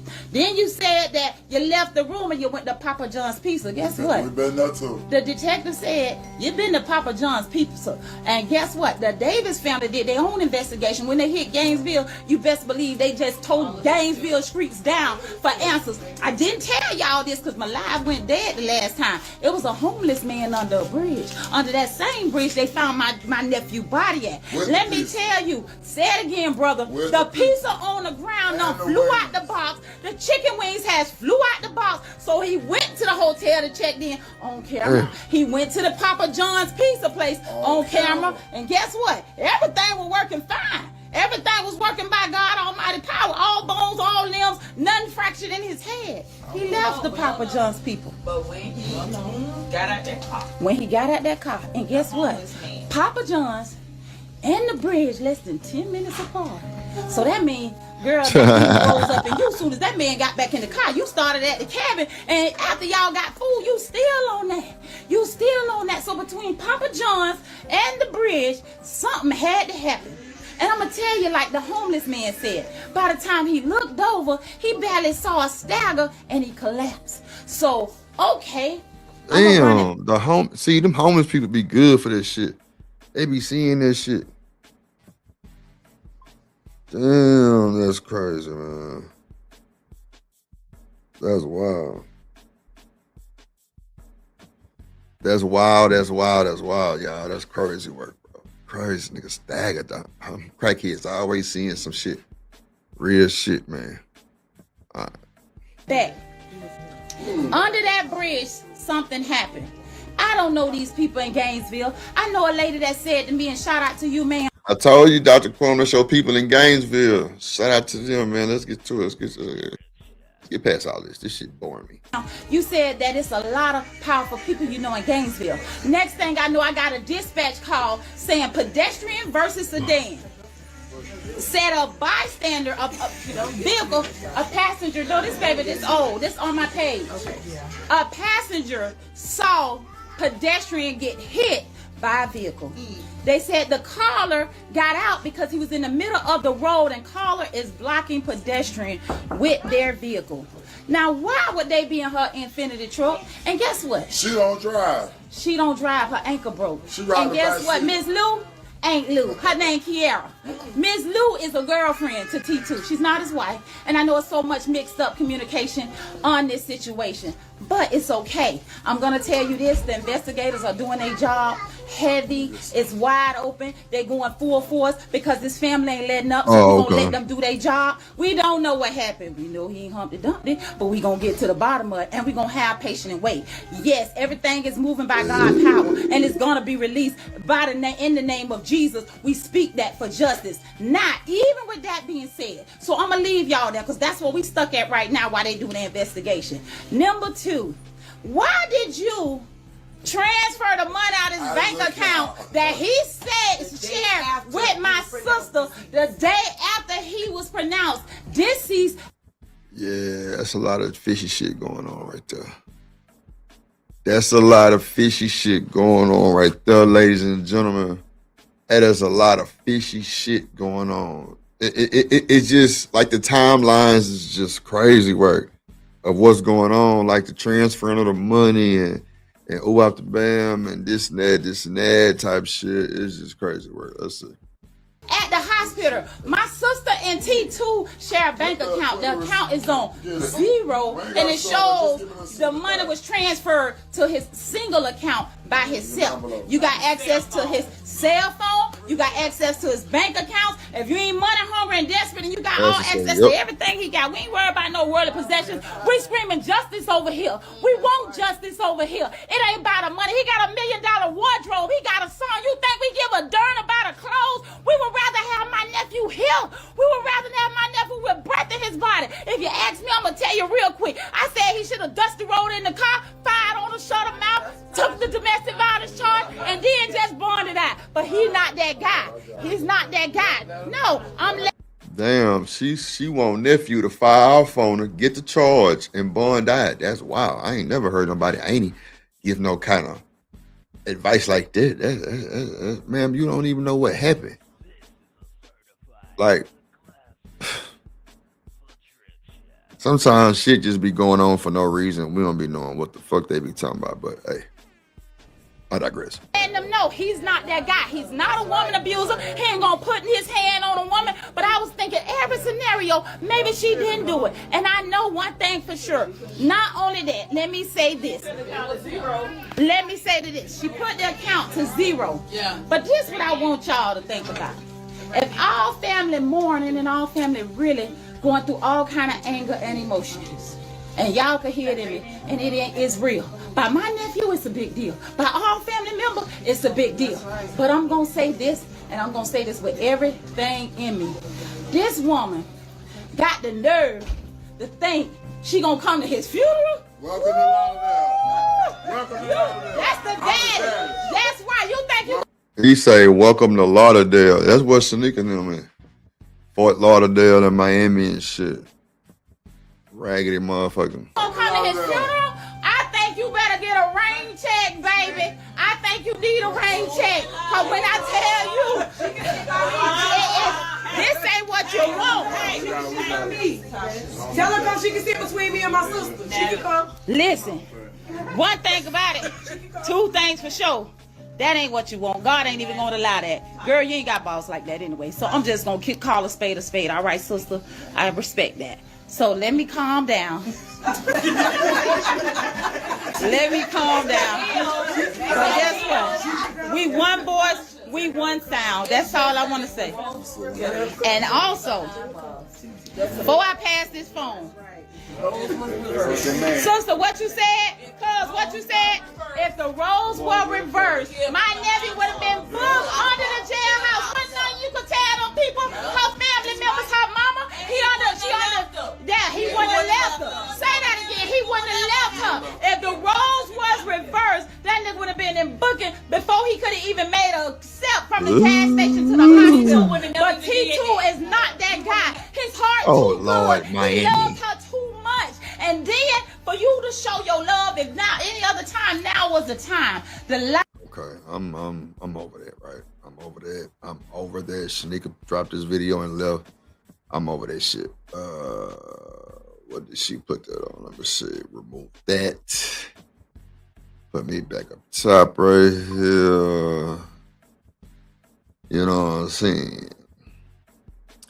Have no fear, your hair. Drip a man his hair, your fear, you're dead. Ain't no mind it like that. Okay, all right. That's it. That's it. Like it's something there. That's wild. But yeah, anyway, what's up, man? We're finna get to the next video. Let me see. This comes from the Lapeef Network. Let's go. We've engaged each other enough. I'm not gonna let these women start to, build up their meter to start to get more and more comfortable with my docile approach to their disrespect. So I'm gonna go ahead and bow out. Listen, to accept you for who you are, flaws and all. Don't be ashamed. Don't be ashamed of it, ladies. Because guess what? We're gonna love you anyway. He ran. Let me tell you something. How is it? Usain bolted out of here. I'm talking about fast. I just had to point out. I'm so sorry, Trail. But I just had to point out that the man ran from women. It's interesting, and we're talking about teaching. We're teaching. So you would think if we're teaching, then we're talking about children. We're not talking to adults. We're not talking about adults. We're not talking about teenagers per se. You can still teach teenagers things, but we're definitely not talking about adults. For a person to say, you can build something for me, I don't think little boys is out here building things to help girls figure out things that they're frustrated with. So you have to first keep things in its proper context. And if boys weren't taught, make sure I hit the like button, hit the like button, hit the like button, hit the Cash App, $ drip on the beat. Let's get to it. That they should be loved and they should be cared for and that they're valuable. If boys have to learn this as men, have to refigure out how they're valuable, then that means they weren't taught by their parents. And who's largely responsible for raising little black boys? They would be mothers, right? What's up, Kirk? We have the obligation to teach boys. And if the boys don't know how to love themselves, it's probably because their mothers didn't love them. Their mothers didn't love on them. So he says the reason why boys don't know how to love themselves is allegedly or assuming that because the mom didn't love on them. See, this is my thing, right? When you a boy and you're evolving to a man, bro, like you meet people in the road and you learn from these people. You learn different things, different aspects, different ways, different habits, all kind of shit you learn. I know everybody's not perfect. I know that everybody doesn't get those type of cheat codes in life, but the people that do, like, does that excuse anything? Because you still a grown man feeling like that because your mama ain't love you back in the day. I feel like that's a bit much. I feel like that's an excuse. I truly feel that's an excuse. You know what I'm saying? I truly feel that's an excuse. Because you have a life to live and a life to learn all type of adjustments to make you a better person. Like, you have different situations you go through to make you a better person, right? I'm just saying. Shout out to the folks watching, man. Hit the like button.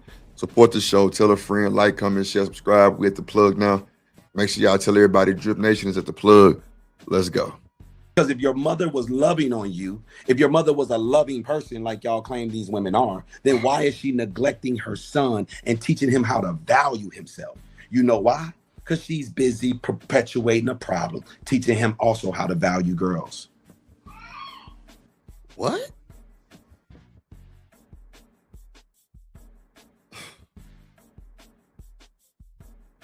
These niggas be talking like they dead ass serious. I think it's really rich. I think it's extremely rich. That we were taught, Ms. Pearl, you say y'all were taught how to be there for us. Y'all were taught how to get us to talk. If y'all were, how were y'all taught to communicate and taught to be there for us, to get us to open up to talk, when you say the parents weren't good communicators? You say the parents weren't talking. When do bad parents with bad etiquette, bad communication skills, when do they teach kids how to communicate? When do they teach kids how to be there for other people and have proper empathy? I think, again, we're idolizing lying. Maybe we're conscious of it. Maybe we're subconscious of it. We may not realize what we're doing, but there's multiple things that were said tonight that's not true. Fundamentally not true, because the people who said it contradicted themselves while they were on their soliloquy. I don't understand how you can contradict yourself, yet perpetuate it and promote it like it is facts. It is true. It's reality. No, it's a fantasy world that you ladies are somehow tapped into. Purgatory. It's like your mindset is stuck in purgatory. You can't escape from it. But hey, I digress. Go ahead, Pretty. So there's a couple things that I find to be interesting. Number one is that learning doesn't end when you end adolescence and when you become an adult. Actually, quite literally, there's multiple adult learning theories because learning continues until you unalive. So no, when we're talking about learning, there is no assumption that we're talking about children because you should continue learning. What I often find is that maybe because y'all have peaked when it comes to your cognitive development, you assume women have also peaked, but that's not the case. We continue to learn, hopefully until we unalive. The next thing I do want to say is that when you talk about the obligation of raising a Black boy because you're primarily raised by a Black mother, once again, every single time. What's good, gang? What it is, man. What it is. What's man. going down, my boy? Man. I miss y'all, man. What's going down, my boy? Man, where the big fella at, man? Where the big fella at, man? We back, man. We back on the plug, man. They tried to, well, I ain't gonna say try. They took my shit. They took the channel down. Somebody hating or, you know, I had somebody banned on my platform that was simulcasting, so they took his channel and took mine too. So, you know, we just rebuilding. I was wondering, I'm like, yeah, man, bro, man. You know a nigga been a little lonely without the drip shop and feeling fabulous, man. Look, right, you know when you're going through something, right? Right. Like for real though, like you know when you're going through something, right? When you feel like you start missing something, right? You be like, damn, yo, like something just ain't right. And I'm like, man, because I ain't got the drip show, man. Come on, man. Yeah. We over here though. It's cool. I mean, I'm fucked up about it. I ain't gonna hold you. That shit hurt, but it's like I can't do shit about it. Like them hoes don't want to give me no type of nothing. But I'm almost monetized already over here, so I would, you know what I'm saying? I'm just striving, man. Just we gonna work hard. We gonna work hard. We gonna do this one the right way though. Yeah, for sure. For sure. The right. There you go. The right. Yeah, we gonna do this one the right way. We gonna stop all it. We gonna stop all the cussing, all that. Yeah. We gotta stop all that. I ain't gonna lie. Them hoes cracking down though. YouTube cracking down for real on that. They cracking down because they not recommending your content if you got a lot of cussing and shit. Exactly. And then now, if you use any type of sexual vulgar language, that's they got this new policy. It's the sex policy, and all that's under that. So yeah, it ain't looking good for them folks. Like, you know what I'm saying? And why that boy Izzy be so adamant about that 5 on the F-bomb, and he don't even be worried about the money. He ain't got no replay value because they gonna yell at that boy, which means, you know, some of the ads ain't gonna play and all that type of shit. So that's not good for him. So that shit be crazy, man, for real. So I already know, Classic. I already know. I thank you so much for still holding it down. For real. I don't know what happened. You was in the middle of your sentence and the junk just went mute out of nowhere. I got a text message and I couldn't hear you at that. I'm like, bruh. Definitely new community building. You know, got a lot of the bull out the way and just, you know what I'm saying? Hey, man. Hey, this channel here gonna be crazy work. We got the hideout. We gonna monetize both of them. Like right now, I got 192 people watching. It's 153 watching just on Twitter. You know what I'm saying? So, man, look, I'm just here so I don't get fired entertaining with the big shit. You know what I'm saying? Just trying to build and restructure. You know what I'm saying? Let everybody know that we at the plug now. That's all good. All right, Marshawn. Yeah, it's all good, man. It's all good, man. Shit. What you got going on, Trey? How was your New Year, man? Happy New Year, bro. Man, Happy New Year, Merry Christmas. You feel me, real. All that. You feel me, man? My New Year's was good, man. I was about to say, you know, as long as the kids happy, I'm happy. You know what I mean? Nah, that's for sure. Nah, Kojak, I hear you, my boy. You know what time it is. One thing about everybody say this about me, they be like, man, that nigga drip bounce back beat crazy. Every time something happen, that nigga come back through better than that. So yeah, guess what? It's time. Like I ain't shed no tear, cry about it. Nanny boo boo, blame nobody. I took accountability for it, and the only thing I can do is go for it. That's it. So yeah. I was about to say, and you know how it get all messed up. I noticed that everybody times be getting messed up when they be letting the personal stuff, you feel what I'm saying, go around. Yeah, when we having good conversation about, you know what I'm saying, productive, you know what I'm saying, a productive conversation. It don't never really, it don't never really get demonetized or nothing like that. And if it, and even if it do get demonetized, it's just the show, it's not the channel. Yeah, it's exactly. But they took my whole shit off YouTube. Yeah, that's Everything. because of all of the personal beefs and all that, and you know, people feeling some type of way, and you know, flagging my shit, kept flagging my Yeah. shit, kept flagging my shit, kept flagging my shit. So yeah, and then I had somebody that was on my channel that was banned. So they took their shit and took mine. I'm like, wow. So you know what I'm saying? I know a little bit, but I don't know everything. So like I say, we still building, man. It ain't no thing. yeah, you know, we just gonna keep our head down, and we gonna stay out the way. You feel? What I'm Oh saying? yeah. That's the only way. Problems over there. We ain't That's talking the about that only no more. way. You know what I mean? We ain't talking about none of them problems no more. Keep that over there. Keep the drama with your mama. You feel me? Nah, that's for sure. That's for shit show. Hold on. See. We have this conversation. In 2026, I hope single mothers can escape a conversation without a stray. But because we are now talking about single Black moms again, let's go ahead and bring up the fact that if a single parent is a working parent, maybe they're not able to fully teach their child because they're working and trying to make the money for two parents or two adults by themselves. Trey, let me ask you something. Do you think a woman that can raise a few kids by herself should ever be judged? Because she really did that shit. I ain't even gonna lie to you. In my experience of life, the mothers who actually raise good kids, they don't never do it by themselves. Okay. I respect that. It's because of the fact that, you know, when you are by yourself, right, you understand that you need help. Right.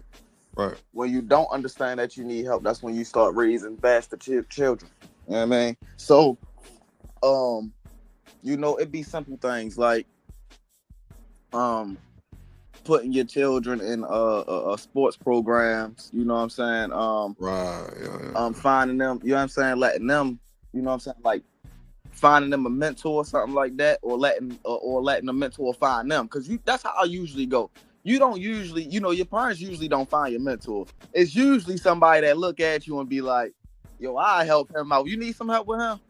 Give me your number. You feel what I'm saying? I'm gonna take him up under my wing, and you know what I'm saying? That's usually how it, you feel what I'm saying? That's usually how it goes. You know what I'm saying? Usually the mother let go, you know what I'm saying, and let another man take control, whether it's a uncle, a mentor, a coach.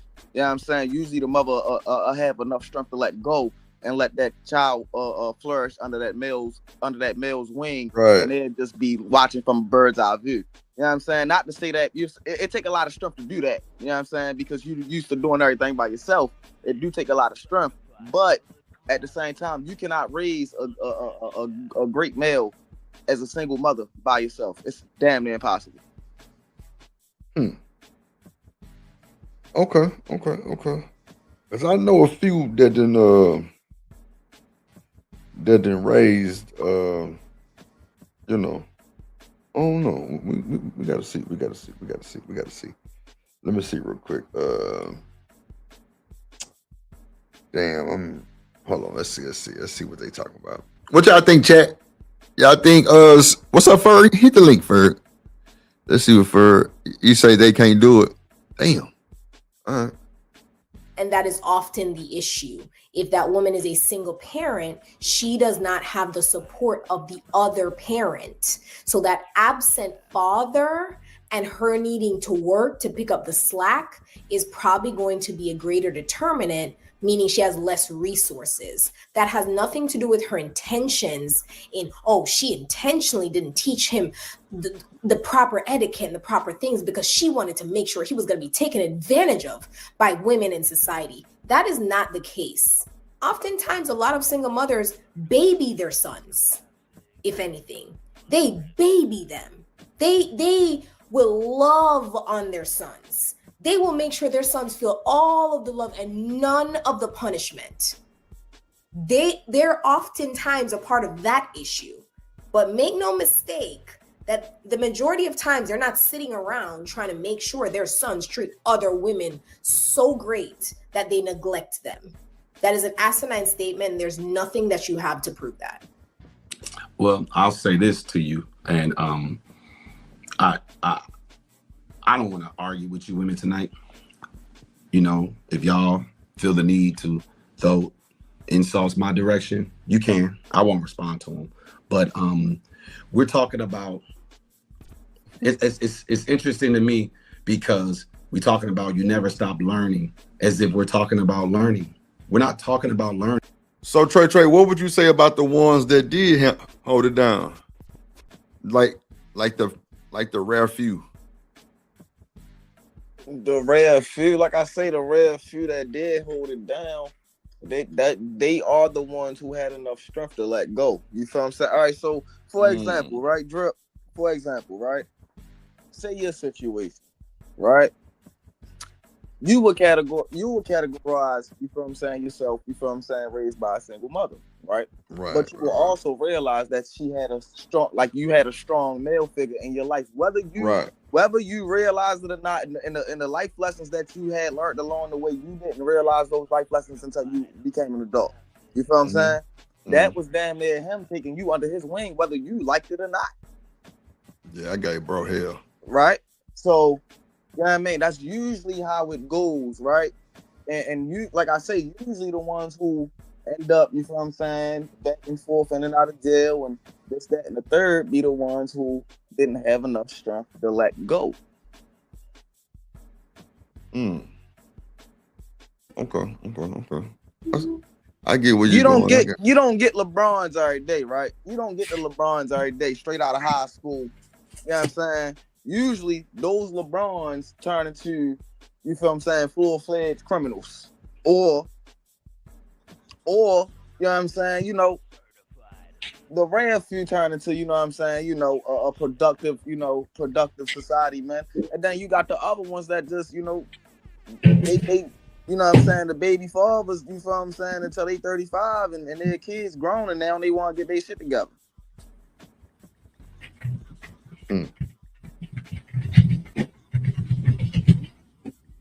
Shamika. Yes, sir. You come with them heavy ass hands typing this shit. Wait till I get my typewriter keyboard. Oh Lord Jesus. This would be extra loud. Nah. You gonna do the little pull back too with the paper? Yeah. No, the typewriter keyboard just sound like a typewriter, but it's about to pull back. It don't have that part of it. It's just the keys be clicking loud as hell, and I want that. I want that in my life. I was about to be like, you gonna get some ink too? Nah, for real. I don't think typewriters are a thing anymore. Like, you know, because I would think that they might still have a few in production, but you damn sure not getting like no supplies for it or no refills or nothing. You can always rebuild the original. You can always rebuild the original. Don't ever believe that you can't. No, I'm not saying you can't rebuild it. I'm saying they don't sell it. Like if I had a typewriter, I don't know where I would even be able to get the supplies for it. I was about to say, you'll be surprised. All you gotta do is all you gotta do is look at that. And you will find it be right in your face. Facebook Market, they'll have it. I feel like one of them markets. They might. I mean, shit, you're getting a antique. Exactly. You got that. Yeah. I don't know. Yes, sir. What y'all on her line about? That bullshit ass video you sent. Man, I'm mad that I missed it. Like, that was some bullshit, dog. Like, child. That's why whenever I go somewhere, especially like, I don't care. Like, I share my location. My mama see that shit. My mama always know where I'm at. Clearly. Always. Thanks. I'm never gonna that off. Oh, yeah. I be taking pictures of tags and shit. Like, hey, if I go missing, start a background check with this tag first. Like, oh yeah, you wild. I ain't gonna lie, you extra wild. Yeah, I've done that before. Yeah, I was about to say, you know what? You's a female, so I understand you take an extra precaution like that, but that's just crazy. I'm not gonna lie to you, like, that's just crazy, like crazy. I wouldn't even know how to react if a female ever sent me a picture of a license plate and said if I get kidnapped while they was driving, I would probably feel some type of way. I would be like, this girl is crazy. Like, I just wonder like what she would say about me. Like, before we leave, before I even get in the car, I usually tell somebody, hey, I'm going out. This the person name I'm going out with. This is Tad. Like, I get them a baseline of information so that they know where to start the investigation. Oh yeah, no.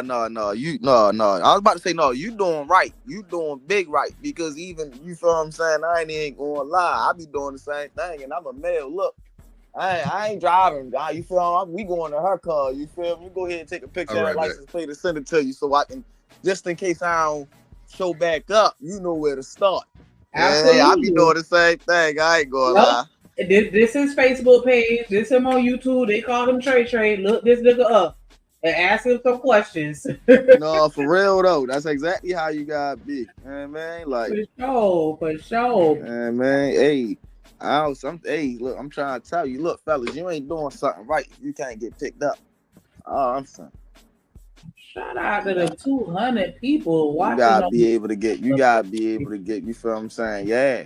You feel me? I drive all day. I'm not trying to drive at all. You know what I'm saying? Chauffeur me around. You know what I'm saying? Yeah.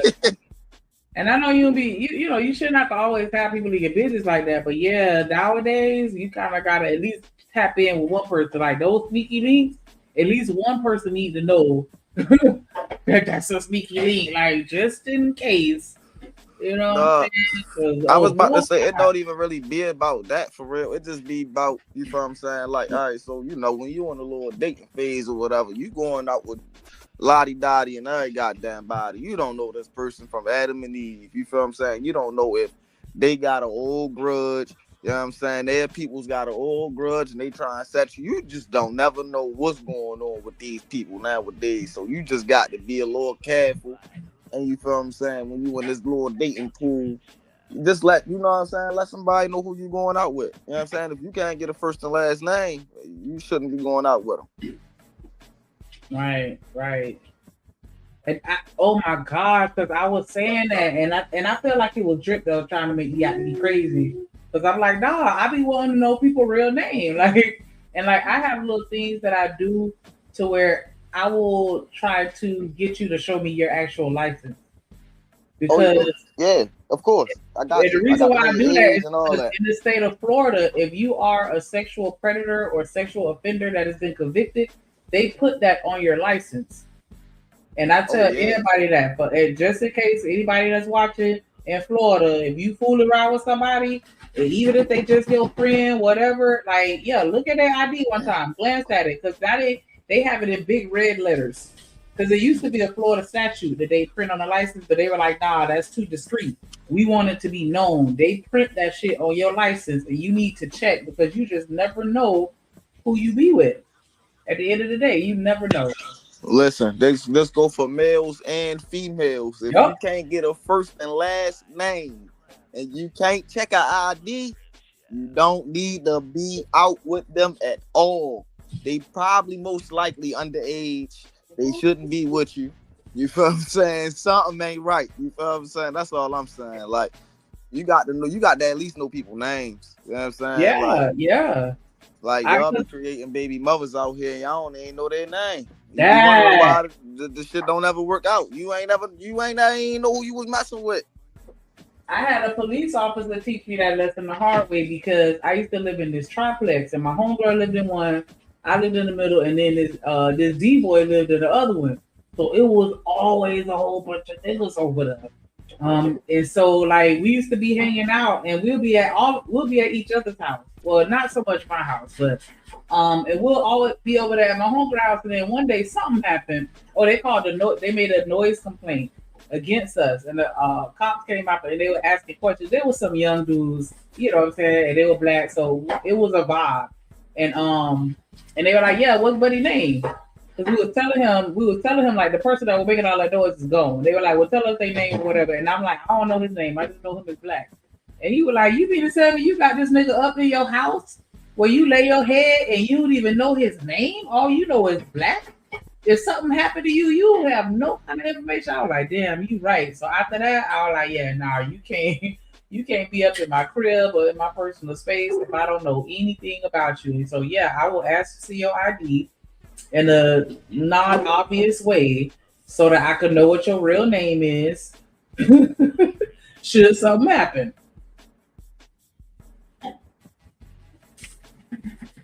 But yeah, that was a lesson learned.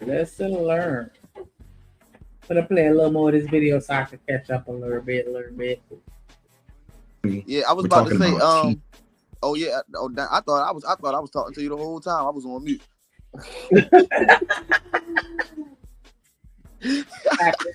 But yeah, I was about to say no. Like the whole time, like if you can't get the ID, you can't get the name, all that, you don't need to be talking to that person. I'm talking about this should be known by the second conversation y'all have. I know how it be sometimes. You feel what I'm saying? You see a shorty out, bop, bop, bop, bop, bop. You might be in a rush, but you just got to get the number real quick. Look, man, ooh. You feel me? Boom. By the second conversation, you need to be able to know first, last name, and all that. When y'all go on y'all first date or whatever, y'all get to see each other again. IDs need to be presented. You feel what I'm saying? That way you be covered in all types of ways. You don't want to, you feel what I'm saying, find yourself messing with somebody that's underage because they look grown. Trust and believe me, they can look grown and they can damn sure be underage. So just keep y'all self-protected, you feel what I'm saying? Females as well, you feel what I'm saying? Y'all don't need to be messing with people that's 15 years older than y'all because it's not cool. You feel what I'm saying? And that's I'm gonna act like these women be acting like, nah, he should be able to date women freely. Why he gotta ask for ID and do all that stuff? We could have put all the onus on the woman that's lying by her age, because he the victim, and we not gonna victim blame. Oh shit! Hold on. Let me play this right quick. Put your hands together for my motherfucking friend.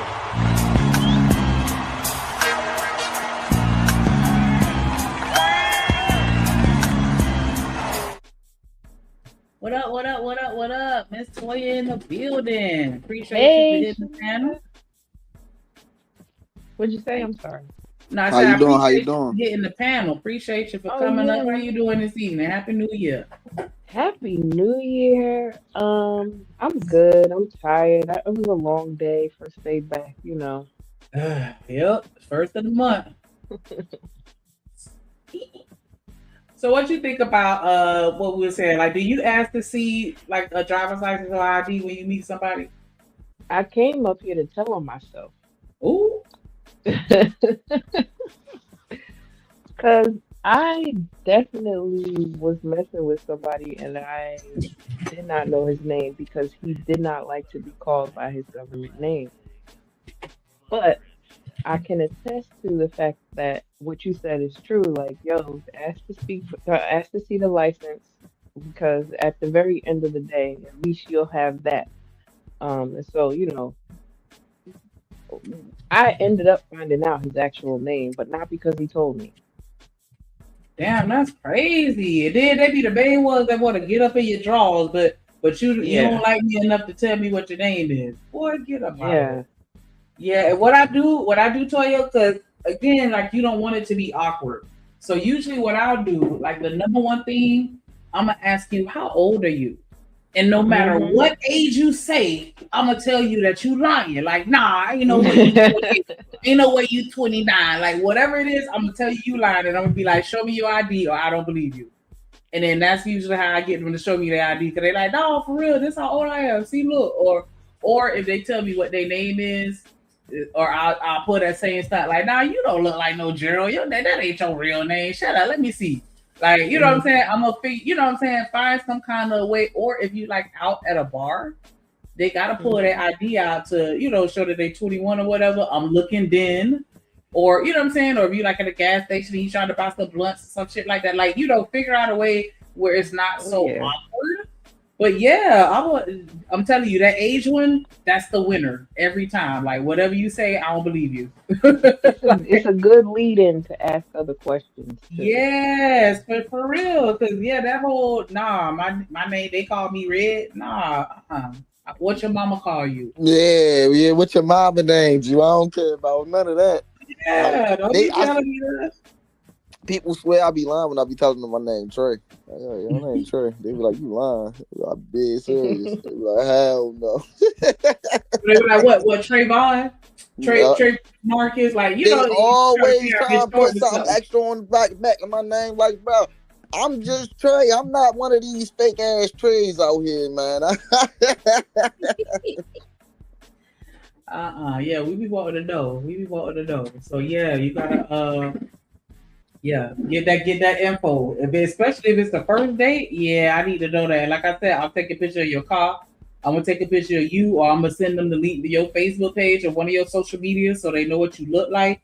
Like, you know what I'm saying? Just in case. Not saying that I'm out here choosing the type of people that are suspicious or, criminals. Not like, I'm not even saying that, because I know a lot of people be like, well, if you feel you got to do all that, you need to be going with them. It don't matter who it is. That's a lie. You need to do all that regardless. Because it don't matter who it is. I'm gonna tell y'all something that y'all don't really realize, right? You feel what I'm saying? The SKs, you feel what I'm saying? If everybody understand what I'm saying, they are the most, if they weren't what they were, they would be what society would would love, right? Because those type of people can remember every date, everything that they did day for day. You know what I'm saying? And they know everything that they did on every specific date that you ask them. And it's amazing, but they are insane. Let me play this real quick.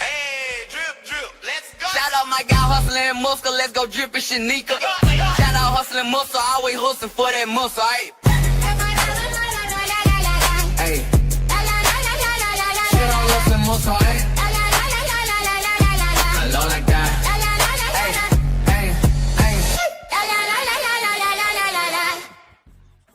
What up? H&M in the building. How you doing? I'm doing good. God, good to hear. So Welcome back. If you going on the first date, you gonna want to know my real name or look at my ID, or does that not matter to you? Yes, I need to know your real name. And I don't feel comfortable asking no female for her ID. I mean, come on now. You should ask sister to tell me your real name. Mind. You out your mind. So how you ask for the real name? If you meet me and I say my name comfortable and I say I'm Nikki, are you gonna ask me, is Nikki short for something, or like? Oh, I do ask for that. Wow, that's bruh. Hold on, wait, time out. Are you sitting here telling me that you won't go as far as asking somebody their real age and their real name? You don't get nervous, H&M, that they might be younger than they appear? Because black don't crack. Yeah, black don't crack. A lot of times I can tell if they're older or younger just by their conversations, not just how they look. Bro, you got some youngsters looking old. You got some youngsters out here looking old as shit too. So that's a lie, bro. Let me tell you why I can tell you that. Okay. I can tell you that's a lie off the break, right? Because you got the shortest things out here, right? And you be like, hell no.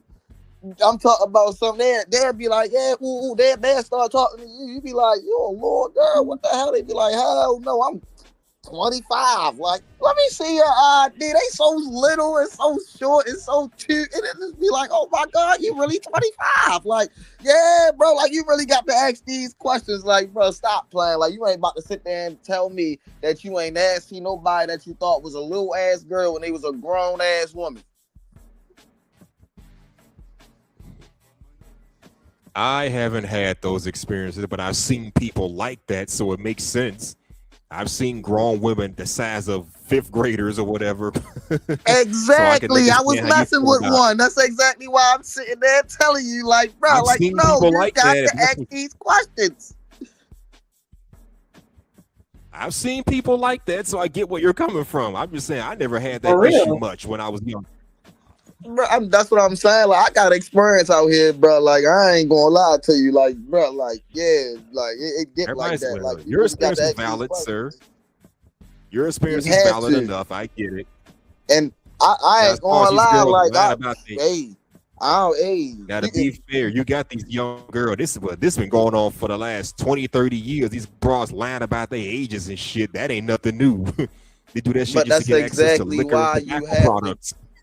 But that's exactly why you have to get that's exactly why you have to be comfortable asking them for their real age and their ID. If you're not doing that, you already are setting yourself up for failure, like off the break, because you don't know nothing about this person. They could be lying to you the whole time. For real. And that's why I'm like, hey, yeah, I tell my boys, like, yeah, y'all need to check at all times forever for the rest of your life. Make sure you know their name and their date of birth at minimum. My mother taught me the same thing. Like, She told me the exact same thing. We're not playing them games at all. Cause yeah, I remember, I was one of them that still look younger than younger than my age. So you really honestly don't know. You can't look at nobody's body. You got girls in high school getting BBLs. Bro, So I'm not going to tell the difference. Really? Listen, it's so embarrassing, right? Yes. When you in middle school, it's so embarrassing when you in middle school and the person that's in your middle school class try to holler at your mother. Like, bro, like that's my mother. Like, yo, like, oh my bad, bro, my bad. I ain't know. Like, yeah, like, bro, like, Wait, what? hold on. Holler at your mama. Sit there and What tell me the that. Like, fuck? and then mind you, you feel what I'm saying? When you go to middle school, most mothers are middle school kids height.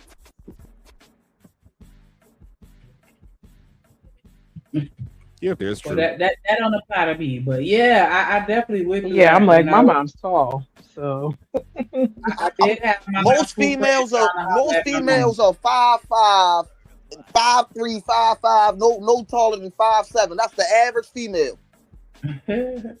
That's middle school height. Look at us being above average. Bro, it shouldn't be too hard to tell a middle school person from a college person. It shouldn't be that hard to tell the difference between the two. It's not hard to tell the difference between the two, but what I'm saying is you will get a rare case to where as though somebody might be trying to holler at you and you like, hell no, like, ooh, and you got to ask for all that information, and then they provide that information, and then y'all rocking out. They like, damn, you rocking out with this little girl, like, like, don't judge me.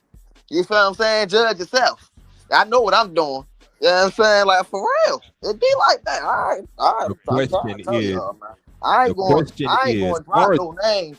I ain't going to drop no names, but you feel what I'm saying? All I'm saying is even my sisters know, because that was my sister friend, and she looked like a little ass girl to this day.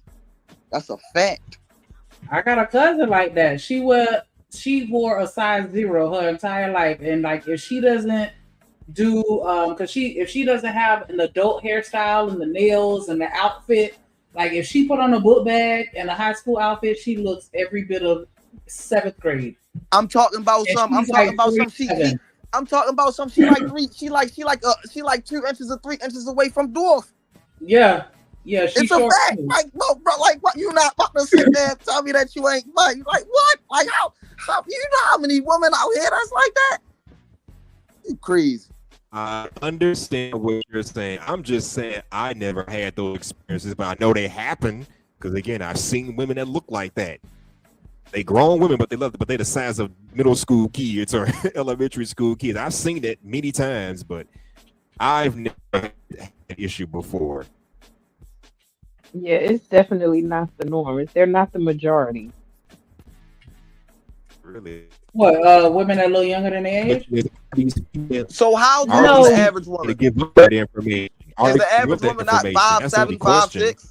Yeah, that is average height for a woman. Exactly, right? So I was about to say, so hold on, wait, time out. For a middle school boy that is in the 8th grade, what is the average height for a middle school boy that's in 8th grade? I don't know. Oh. In all the heights. 5'7", 5'6", bro.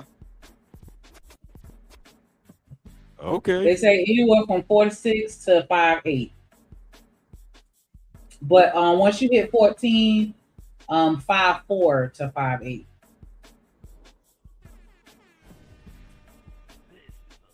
So yeah, y'all can be pretty tall, and that's all teenagers, not the. That's what I'm saying, though. Like, that's what I'm saying. By the time you are a teenager, most teenagers, you are looking at your mother, or you are looking at your mother in her face, or you're taller than your mother. You feel what I'm saying? Yeah, because the average so when you are, so hold on, wait, time out. So when you are, you feel what I'm saying? 23, 24, 25. What do you think that you're running into? You run into a lot of 16, 17-year-olds.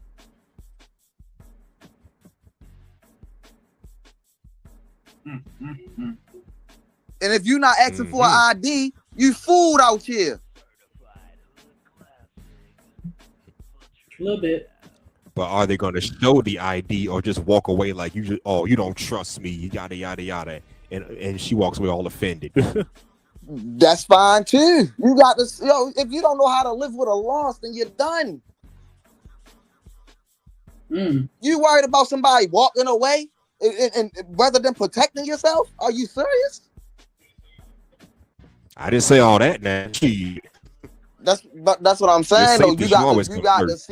You got to watch the message that you pushing out, right? Because when you having these conversations, you really talking to young people. I'm not telling no old nigga to go holler at no. You feel your old nigga, you do whatever you want to do, but young nigga going to do young nigga things.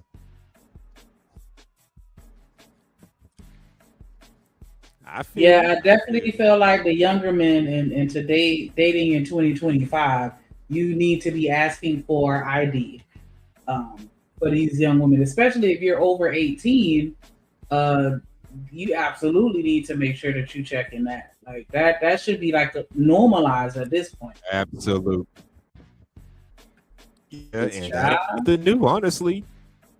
That ain't nothing new. Imagine being 18, you holler at somebody, you find out that they 15 or 16. Oh God, no. I had to watch out for that myself when I was 18. I feel like it's still kind of some shit that started with us, because prior to our generations, you knew a middle school age girl or boys because they dressed like middle school age boys and girls. They always had the ponytails. They weren't allowed to wear it. Because I know growing up, like I couldn't wear red lipstick or even red nail polish because my mama felt like that was an adult color and it made me look grown. Certain hairstyles. You got these middle school girls in lace front wigs, which is crazy to me. You should not be wearing with that shit. Middle school like that. I mean, that's just my own personal opinion, but yeah, like you just the girls in middle school don't look like how they used to look 40 years ago. Like you could tell little girls that they weren't allowed to not look like little girls for the most part. Absolutely. And now it's like, they wearing makeup and all this shit in middle school. I mean, to be fair, it ain't nothing new. Maybe we started it, but back in our day, it's like back when we were younger, there was some shame associated. Like you said, Shanika, your parents would never allow that bullshit. But the few that did it anyway either got away or they got caught up. Now it's just perpetuated. Let these young girls wear whatever that, because I see that a lot too. I see girls as young as 15 wearing, like you said, weave and stuff like that. What the fuck is wrong with these young folks today? So you used to have that ponytail with the fan, which you have fanned out, spread out. I definitely did. Wow. Thank you. That's when we were in middle school. That's how you know. There wasn't no grown person wearing no shit like that. No, I definitely had the bobos and the fan ponytails. Sometimes I would put a little bang in the front or that little piece in the back. Would you ever leave your little piece in the back out? Yeah. I would do that too. Because I used to go all the way across, but I had homegirls that would only do one side. And I just be like, nah, go on cross with it. But yeah, they used to leave some out in the back. Absolutely. Like we looked like we were in middle school. Put us shady. Like, yeah, and so now, yeah, absolutely. Once you hit 18, I'm sorry, like that needs to be normalized. Drip. Yeah. Right, said ass. But yeah, so I'm gonna play a little bit more. Can you hear me? Barely, but now a little bit. Hold on. What about now? My bad. Can you hear me? Yeah. All right. You asking for ID when you go on a date? Do I ask what? Do you ask to look at somebody's ID before you go on a date? I ain't like it's got to be like real till like man. Nah. For me to even date you, I gotta already see something. You know what I'm saying? So me looking at you when you look young, like where it's like doubtable, I'm definitely gonna be like, bro, let me see your ID. But just randomly, no. Who said they did that? Because they lying. You said who didn't do it or who did do it? Who said they did that because they lying? You said randomly asking for ID? Me? Bro, you lying. I'm dead. I said this, but you don't remember when I said this before on the show where I was like, I'm gonna ask a nigga to see their ID, and I was saying that because y'all was saying that I was crazy for it, but I'm like, nah, I'm gonna figure out a way to look at your ID so I can know what your name is, I can know your age, and if you got a Florida license, it'll tell me if you're a sexual offender on your license. But I want to know your real name. So yeah, I be asking. Isn't that considered stalking and harassment or violation of privacy? Get the fuck out of here. For me to ask you your name? No. No, I mean, no researching somebody's information like that. Don't I let didn't throw say that shit in your research. face. I just said I'm gonna ask you to show me your ID. I didn't say I'm researching nothing. I just want to look at it. And Like it ain't just stalking. It ain't yeah, like stalking looking randomly? up somebody. And it ain't stalking if you look if somebody got a record. That's not stalking. I'm not gonna randomly be like, okay, so let me see your license. I'm not gonna do it like that. And that's why I was telling Toya, like I usually have my little trick where I ask them how old they are. And I'd be like, how old are you, Drip? And then whatever age you say, I'm gonna tell you lying, and I don't believe you, and I gotta see your ID. Like let me see your ID when you lie. Like what? That's who up here, Toya? That's Toya up here? Hey, boo. Yeah. That's crazy work. Okay, Wow. now to be fair, I did have a situation when I was in my mid-20s where a woman was telling me her age. I'm like, get out of here. You don't look, you certainly don't look 28. And she showed me her ID and everything, driver's license and everything. She didn't show me her address, but she showed me So driver's you license. just said what I just said a million times, and that you know what? You see how niggas be. Hey, but you know what though? I had to think about it for a second. I had to think about it for a second, man. Hold on, Like hustler. I said, I don't have that happen too often. My bad, Hold on, hustler. Hold on. I'll be right back. Go ahead. All right, no, you good, brother. What's that chick name? They got that high pitched voice who used to fuck with Dr. Dre. Is it Michelle A? Yeah. Now, if you hear her on the phone, bro, you gonna need nigga birth certificate, social security, and everything, bro. She even look like a little girl. You know what I'm saying? So shit like that, you be like, what the fuck is going on? You know what I'm saying? That's that Benjamin Button shit they be talking about back in the day. I think that was that. I don't know, but something like that, I would definitely ask, like, are you serious? Because that would be scary and uncomfortable. But to just look at it and just like, you know, Shanique have been left under the bridge before. That's why she doing all that bullshit. Okay, I have. I remember one time I went on a date with somebody and he wanted to hunt some, and I was like, no. And that nigga was like, find your own way home. And he fucking left. And he made me get the fuck out the car right where we was at. And that's why I don't ride with people on dates no more, because you're not gonna leave me stranded. He told you to get out? He told me to get the fuck out of his car. He sure did. And that was the last time I ever got in somebody else's car. Because I used to do that. That shit ever happened to you? Real quick before you answer it. Put your hands together for my motherfucking friend.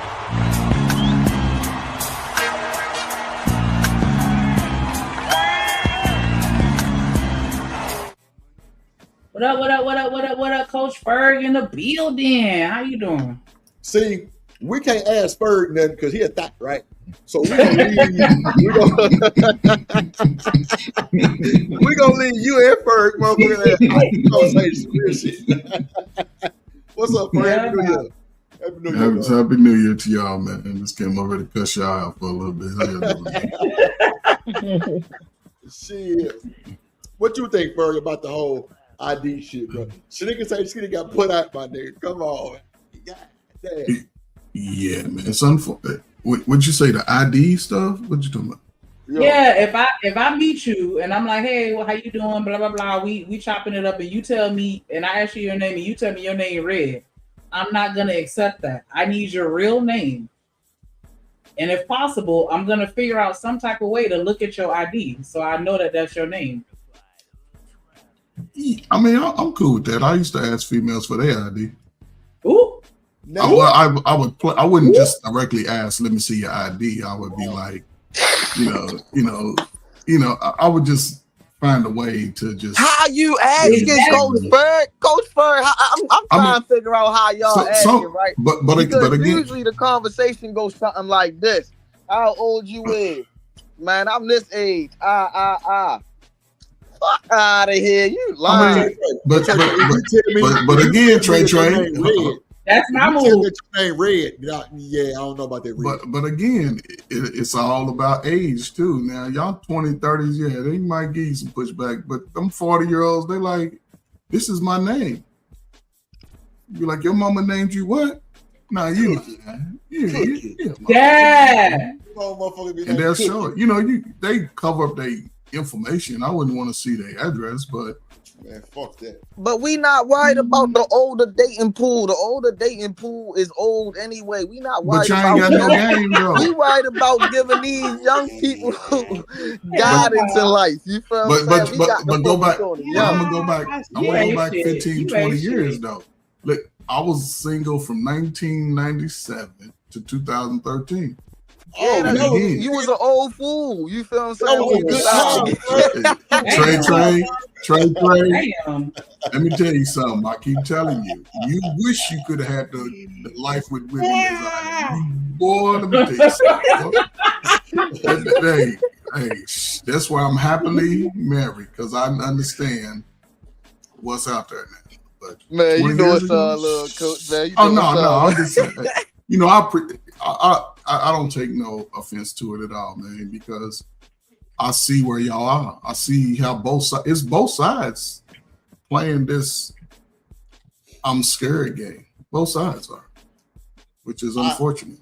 I can agree to that, Ferg, because it is a lot of scary situations going on where a motherfucker seem confident but be brittle as hell. So, yeah, I can see where you're going with. So, Toya, let me ask you this.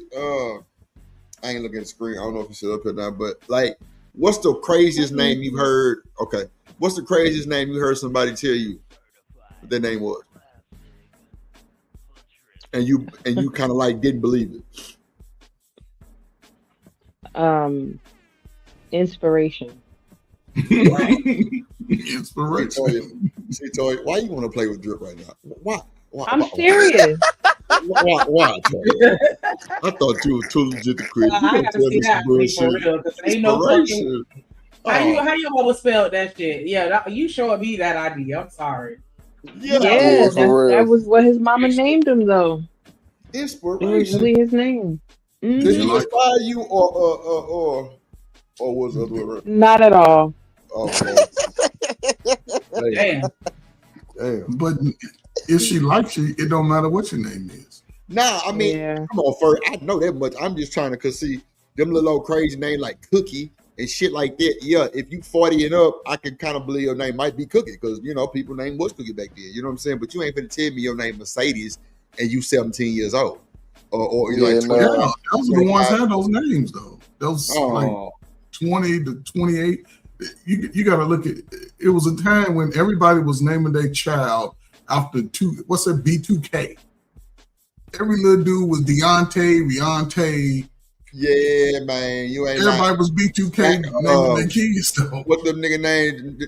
Nigga just died from Dallas. Zakari and shit like that. You know what I'm saying? Nigga name like that. Zakari and yeah, all them little names and shit. And Sean and On and Don. Yeah, all them little motherfuckers were coming out there. You right. Not Sean and Don. Yeah, all them little Deshaun, you know, all them little Sarkeisha. All the girls are Ika or Isha. Yeah, Sarkeisha. Some type of Ika or Isha at the end. It's one of the two. Even with Toya, like I know like one chick that real name was Toya. It wasn't Lil Toya or Natoya. None of it was just Toya. But with her age group, you know what I'm saying? I couldn't do nothing but believe it. And randomly one day we were showing our IDs at the goddamn bar, and it motherfucker said Toya goddamn Deidre. Nah, nigga, I got a homegirl named Tiny. And that was her real name, Tiny. Wow. And I just knew she was fucking lying. Like, hey, no, and because she tall like me. Tiny. Sound like Tiny Lister, huh? So real Ferg Debo coming. So look at the nigga that just got caught with the white dude. What's his name? Carmelo Anthony. Come on, man. Do you know how much pushback he got from that shit? He came out and did an interview about that shit. He like, man, them folk were blowing my phone up, man. I had all kind of sponsors hitting me, all kind of shit. No bullshit. I'm like, I can see. It's just his with a C and his with a K. But he got a lot of blowback on that. I'm like, wow, that's crazy work. But you know, I mean, come on, look at Michael B. Jordan. He talked about how much he got picked on because his name was Michael Jordan. That's crazy. I ain't gonna lie, like as a youngster, I had dreams of I'm gonna name my child Michael Jordan. You know what I'm saying? Depends on you feel me? Like Michael Jordan in my last name type shit. I mean, look, I was a Jordan fanatic. But you know, back then, you know, nigga was naming their kids all kind of shit. You know what I'm saying? Michael Jackson. I mean, listen, man. Once I became an adult and my generation got out there, man, and listen, that's when the names changed from Kirk and Tyrone and James to Luane. Luane. You know, we just fucked it up. Gen X. Little Boosie. Yeah, No, when I worked at the DMV, there was somebody named LaDeja, and it was a L, a dash, and like a A with a thing. Yeah, and I'm like, what the fuck? Like, I'm telling you, Social Security, they don't have. That's when I learned that they don't really have no restrictions like that here in America. Because you know, in certain other countries, like it's certain things, names that are banned, like you can't name your child Lucifer or, you know, some shit like that. Like, it's certain things that's banned. But here in America, boy, you can name your child anything. They don't give a fuck. Literally, you got Northwest, Blue Ivy. You got Sparkle. Let's think about Sparkle. Blue Ivy was the craziest name I heard in a long time. I'm not going to lie. That's the name still crazy. Northwest. What about Northwest? I'm a dumb shit. Yeah. Northwest is not that bad compared to Blue Ivy. What's your name? Yes, Northwest? Fuck it is. I'm going south. It don't really matter. Northwest is really not that bad. You can get over Northwest. If a woman tell you her name is Northwest, you're gonna think she's trolling you. I know she's trolling me. What you talking about? But again, names, and I don't think people think for future. Sometimes your name will keep you from getting jobs. I look at applications, see Starkeisha, Renee Jones. Oh, that's the fact. So you think a name like Northwest will keep you from getting a job? Yes. Northwest will keep you from getting a job. You ain't got no choice but to be a little fake rapper or a booty shaker or something. You see the name Northwest? Yes. Your name is North. If you see North on the application, you already gonna know something ain't right with her parents. I'm good. Be like, you messed up on the name. But all I'm saying is like Northwest can't, like, you really can't blame nobody for their name being Northwest. You can blame their parents all you want, but your name being Northwest, it really can't be. Like, I would give them a chance. I can't blame you, but I can judge you. You'll give them a chance driving a truck. That's about as far as they going. Damn, not a truck. Yeah, you ain't going to nobody's corporate office talking about Northwest. Yeah, all this Daystar Peterson, Tory Lanez. Come on, man. Daystar. Oh, this nigga What? Power Ranger. He a Power Ranger. Yeah, like what the hell are we doing here? Like, I ain't no, got time. This nigga named Daystar. Yeah. What is his name? Vadius. What is that? right, because that's who is that? Future, ain't it? Future. Yeah. What's What's that his name? Name Vadius. Yeah. Name Vadius. Wow, I didn't even know that. That's like that's like Quavo shit is LaQuavian or some wild ass shit like that. Like LaQuavius or that's wild. Damn, I ain't know that. Yeah, these parents be setting their kids up for state fair. You know what? Let me tell y'all something. We ain't having no Beans. We ain't having no Passionate. We ain't having no La Crystal. We ain't having we ain't having Javinci. We ain't having none of that bullshit. Goddamn, I'm gonna name my baby Nyla or some shit like that. I thought you were gonna say something exotic, like hell no. I need something. Let me tell you something. I need Neon. What?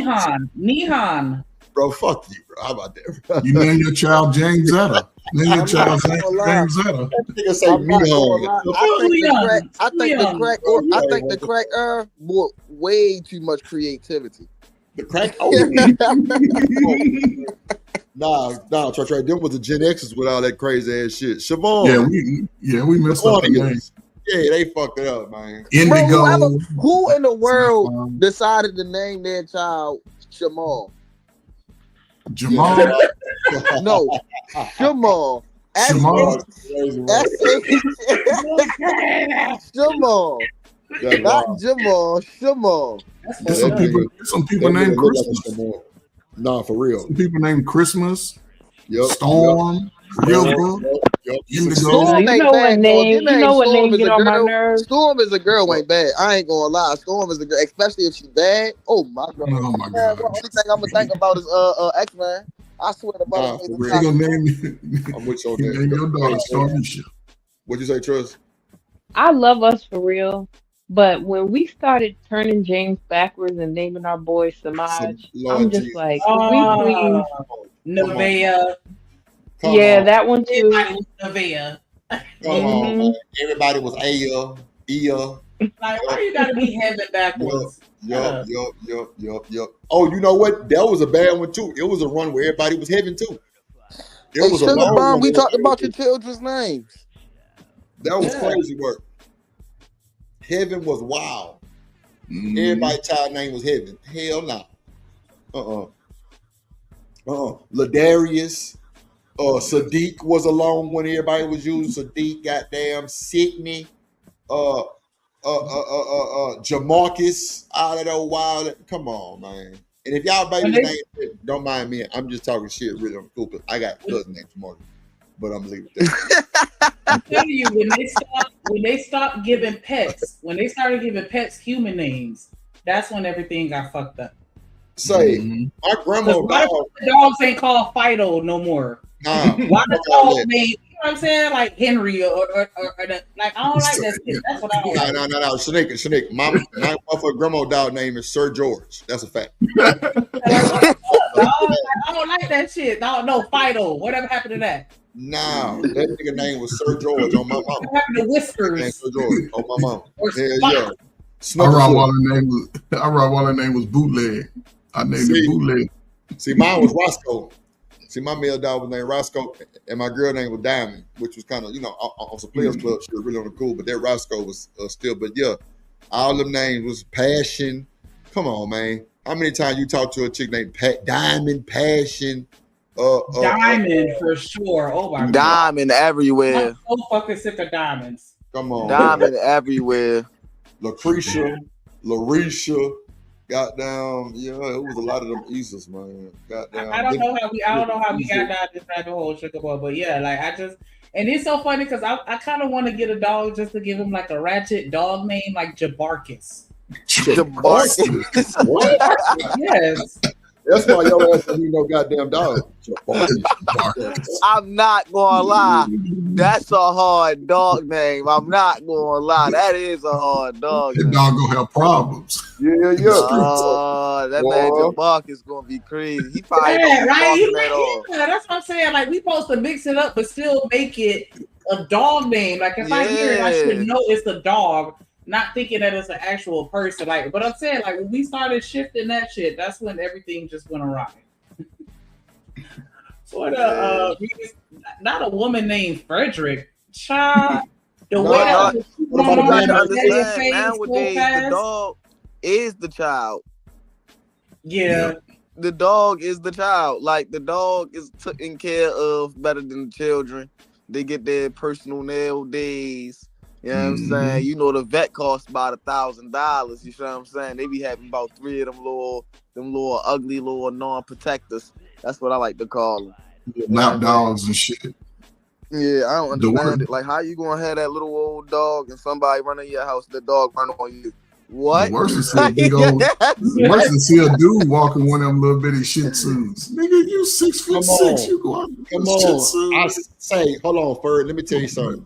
You can't talk like that. Have a girlfriend. Nah, bro, we talking like that. Drip. We don't care if you walking them little chihuahuas. If that's you, then that's you. He was looking at a Shih Tzu. You doing the wrong thing, brother. Trey. He was gonna get a Shih Tzu. I ain't fucked up about it. I raised Frenchie bullies, but I was dating a chick that had a Shih Tzu, and I ain't gonna lie. One day I did have to take the little motherfucker out the piss, and Drip 6'3" ass walking outside with this little bitty ass pocket pooch. Goddamn, it was looking a little crazy. I ain't gonna hold you. It was looking a little crazy. See, you was simping bad, wasn't you? Bad, Ferg. I was out there bad. Goddamn. Walking them in your flip flops. You was walking the dog in your flip flop. Yeah, you was bad with a dog. I ain't gonna lie to you. I ain't gonna lie to you. She had you head over heels, but that joint was good, wasn't it? I know it was good, dog. I know it was good. Fresh shot. Yeah, go ahead and take the dog out the walker. You tried to get me. You gonna put that pussy on me and you gonna tell me to go walk the dog. Ain't that a bitch? Man, you gonna go walk that dog too, man, with a smile. Okay, I walked it twice. You was walking the dog to get the coochie. Come on, man. Dog's like, go get something. Yeah. Who walked the shit out that dog? Make sure the dog sit twice. I took his ass twice, so I ain't bullshit. I walked that nigga twice. I ain't gonna no shit. You walked that dog 2 miles and shit. That nigga pissed 2-3 times, shit and everything. I made sure he was good to go. Because I ain't got time to fucking up my vibe. He fucking up my vibe. Look, the dog's so small, you pick him up on the rest of the way because he walked into the dog got tired on the way home and shit. I wasn't bullshitting shit. Walked that boy down the block. I'm talking about came back, smoked the blunt the whole way and shit. He was good to go. That nigga shitted, pissed on every fire hydrant, every little curve. Yeah, let's go. Bring your black ass back in. And then walked him again. After I went back in there, she had food ready. I said, oh, yeah, let me go take this nigga back out so I ain't got to worry about him later. Shit, fuck it up the base. You know what I'm saying? Shit, man. Crazy work. Trey, you would have walked it too. You know damn well I'd have walked the dog. What you think? You put it on me like that, man? Why don't walk the shit out this dog? I'm talking about let's try it. Power walk his ass. I ain't lying. I'm gonna walk the shit out this dog. Fuck all that. What you talking about? That's all you want to walk the dog? What? Man, shit. What? I need to walk anyway after that. Because I'm telling you walk that dog, man. That dog ain't gonna bark at you while you in there beating up something. All kind of wild shit get going on. See, it's a bond.